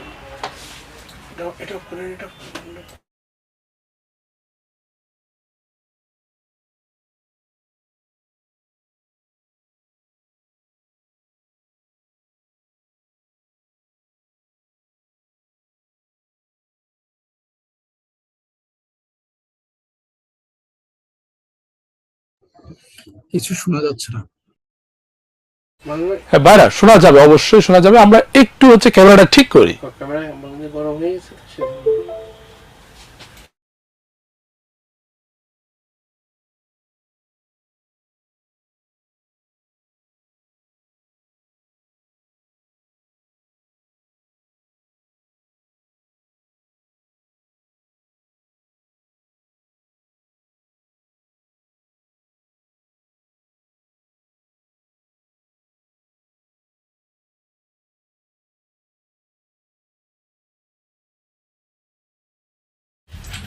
এই তো চমৎকার, ক্যামেরাটা আবার চলে আসছে। আসলে যেটা হয়েছে, আমাদের এইখানে ক্যামেরাটা বারবার উত্তপ্ত হয়ে অফ হয়ে যাচ্ছিল, এই কারণে সমস্যা ছিল। কোনো সমস্যা নেই, আমরা 2 থেকে 3 মিনিটে শেষ করব। যেটা পড়ছিলাম, উত্তরটা কাকি পৃথিবীতে যতগুলো স্থান আছে সবগুলো এই মধ্য এশিয়াতে আছে, তবে বাদ পড়েছে 2টা স্থান। একটার নাম আফগানিস্তান, আরেকটার নাম পাকিস্তান। আফগানিস্তান আর পাকিস্তান বাদে যতগুলো স্থান আছে সবগুলো স্থান নিয়ে মধ্য এশিয়া, ঠিক আছে, বা সেন্ট্রাল এশিয়া তৈরি হয়েছে। লাস্ট আমরা একটু দেখব সোভিয়েত ইউনিয়ন দেশটা তৈরি হয়েছিল অনেক আগে, আমরা জানি রুশ বিপ্লবের মাধ্যমে। মূলত সোভিয়েত ইউনিয়নে শাসন করত, বা সোভিয়েত ইউনিয়ন তাকে ছিল না, আগে ছিল রাশিয়াতে শাসন করত জাররা। আপনারা প্রত্যেকে এটা জানেন, রাশিয়ার যে সম্রাট তাদেরকে আমরা বলি জার। তো রাশিয়ার এই জারদের মধ্যে সর্বশেষ সম্রাট বা সর্বশেষ জার ছিলেন, আমরা জানি, দ্বিতীয়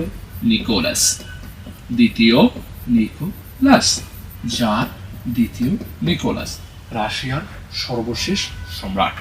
যখন প্রথম বিশ্বযুদ্ধ শুরু হয় তখন রাশিয়ার সাধারণ মানুষজন যুদ্ধে জড়াতে চাইছিল না, এমনকি যুদ্ধে জড়িয়ে রাশিয়ার যে সরাসরি কোনো উপকার হবে তাও ছিল না।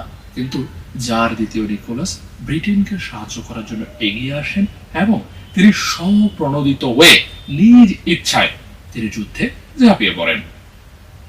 ঝাঁপিয়ে পড়ার পর স্বাভাবিকভাবে রাশিয়ার অনেক সৈনিক মারা যেতে শুরু করে। এক পর্যায়ে যখন অনেক বেশি সৈনিক মারা যাচ্ছিল তখন সাধারণ কৃষকদেরকে পর্যন্ত পাঠিয়ে দেওয়া হচ্ছিল যুদ্ধের মাঠে, এবং মানুষ একের পর এক মারা যাচ্ছিল। এর পাশাপাশি তখন 1914-তে, আপনারা প্রত্যেকে জানেন 1914 থেকে 1918 প্রথম বিশ্বযুদ্ধ, এই সময়টায় দুর্ভিক্ষ দেখা দিচ্ছিল রাশিয়াতে। ফসল বেশ খারাপ হতে শুরু করে, মানুষজনের খাবার পাওয়া যাচ্ছিল না, যেটুকু খাবার উৎপন্ন হচ্ছিল সেটুকুও পাঠিয়ে দেওয়া হচ্ছিল যুদ্ধের মাঠে। মানুষজন খাবার খেতে না পেয়ে এক পর্যায়ে মানুষজন প্রচন্ডভাবে উত্তেজিত হয়ে ওঠে এবং মানুষজন তখন জারের বিরুদ্ধে সংগঠিত হতে শুরু করে। আর ঠিক এমন অবস্থায় নেতৃত্বে বা মূল ভূমিকায় চলে আসেন ভ্লাদিমির ইলিচ উলিয়ানভ লেনিন তখন নেতৃত্বের কেন্দ্রবিন্দুতে চলে আসেন এবং তিনি একটা বিপ্লব সংগঠিত করেন। আমরা জানি 1917 সালের নভেম্বরের 7 তারিখ থেকে 17 তারিখ পর্যন্ত, 7 থেকে 17 নভেম্বরে এক বিপ্লব সংগঠিত করেন লেনিন, যেই বিপ্লবকে আমরা বলি রুশ বিপ্লব। এরপর এই বিপ্লবের আরো নাম আছে। লেনিন ওনার যে দলের নাম ছিল বলশেভিক পার্টি, তাই এই বিপ্লবের আরেক নাম বলশেভিক বিপ্লব। এই বিপ্লবের আরেক নাম বলশেভিক বিপ্লব। 1917-র 7 থেকে 17 নভেম্বরে এটি হয়েছিল। এরপর রাশিয়াকে লেনিন মারা যান। লেনিনের মৃত্যুর পর ক্ষমতায় আসে স্ট্যালিন রাশিয়াকে তখন সাবেক সোভিয়েত ইউনিয়নে পরিণত করেন। সাবেক তো তখন ছিল না, তখন নামটা ছিল শুধু সোভিয়েত ইউনিয়ন, পুরো নাম ছিল USSR, United Soviet socialist Republic, ঠিক আছে, union of Soviet socialist Republic, United আমি ভুল বলেছি, union of Soviet socialist Republic. Soviet তো সোভিয়েতে বুঝছি, ইউনিয়নও বুঝছি। সোশ্যালিস্ট রিপাবলিক মানে কি? মানে লেনিন সমাজতান্ত্রিক পথে রাষ্ট্র পরিচালনা শুরু করেছিলেন। সোভিয়েত ইউনিয়নে সমাজতন্ত্র ছিল, শুরু হলো সমাজতন্ত্র, আর এই সমাজতন্ত্রের সাথে দ্বন্দ্ব বাঁধা শুরু করে আমেরিকাতে ছিল ধনতন্ত্র বা পুঁজিবাদ। কোনো সমস্যা ছিল না, একটা ধনতান্ত্রিক আরেকটা সমাজতান্ত্রিক শক্তিতে পরিণত হয়। ঝামেলা শুরু হয় দ্বিতীয় বিশ্বযুদ্ধের পর। দ্বিতীয় বিশ্বযুদ্ধের পর শুরু হয় এই দুই দেশের মধ্যে যুদ্ধ। তবে এটা সরাসরি যুদ্ধ না, এই যুদ্ধ স্নায়ু যুদ্ধ। এই যুদ্ধ স্নায়ু যুদ্ধ। এই স্নায়ু যুদ্ধটা 45 থেকে শুরু করে দ্বিতীয় বিশ্বযুদ্ধের পর থেকে শুরু করে 91 পর্যন্ত চলে এবং শেষ পর্যন্ত স্নায়ু যুদ্ধে আমাদের সোভিয়েত ইউনিয়নের পতন হয়, সোভিয়েত ইউনিয়ন ভেঙে যায়। 91-তে সোভিয়েত ইউনিয়ন ভেঙে 15টা রাষ্ট্রের জন্ম হয়। 15টা রাষ্ট্রের জন্ম হয়। অবশ্যই তার মধ্যে মূল যে রাষ্ট্রটা সেটার নাম হচ্ছে রাশিয়া। এর পাশাপাশি সেখান থেকে ইউক্রেনের জন্ম হয়, সেখান থেকে বেলারুশের জন্ম হয়, সেখান থেকে এই যে পড়েছে এই রাষ্ট্রগুলো প্রত্যেকটা জন্ম হয় সোভিয়েত ইউনিয়ন থেকে। এরপর থেকে রাষ্ট্রগুলো প্রত্যেকটা আলাদা আলাদাভাবে শাসন কার্য পরিচালনা করা শুরু করে। এইটুকুই ছিল আমাদের আজকের আলাপ আলোচনা। পরবর্তী ক্লাসে আমরা অঞ্চল পরিচিতি থেকে শুরু করব। ক্লাসের একদম লাস্ট মিনিটে এসে আমি আর একটা মিনিট আপনাদের থেকে সময় নিব, একটু যাচাই করার চেষ্টা করব কি পড়েছি। একটাবার ভেবে দেখেন, ক্লাসের শুরুতে আমরা পৃথিবীটা বোঝার চেষ্টা করেছি। পৃথিবীটা বোঝার জন্য আমরা অক্ষরেখা, দ্রাঘিমা রেখা, বিষুবরেখা এগুলো দেখেছি। এগুলো দেখা শেষ করার পর আমরা পৃথিবী নিয়ে কথা বলেছি, এটা কত নাম্বার গ্রহ, কোথায় আছে জেনেছি। এরপর পৃথিবীর গতি নিয়ে আমরা কথাবার্তা শুরু করেছি। পৃথিবীর গতি শেষ করার পর আমরা পৃথিবীটা বুঝে গেছি। তারপর সভ্যতা নিয়ে আমরা কথা বলেছি। সভ্যতা শেষ করার পর আমরা শুরু করেছি আলাপ আলোচনা মহাদেশ নিয়ে। মহাদেশের আলাপ আলোচনা শেষ হয়েছে লাস্টে আমরা একটা অঞ্চল পরিচিতি দেখার চেষ্টা করেছি। সো এটুকুই ছিল আমাদের আজকের ক্লাস। আশা করি আপনারা চমৎকারভাবে সবকিছু বুঝতে পেরেছেন। এই ক্লাসের স্লাইড গুলো আপনাদেরকে খুব দ্রুতই দিয়ে দেওয়া হবে এবং ইনশাআল্লাহ আপনাদের সাথে আবার দেখা হবে পরবর্তী ক্লাসে। ভালো থাকবেন আপনারা সকলে। আল্লাহ হাফেজ আপনাদের সবাইকে।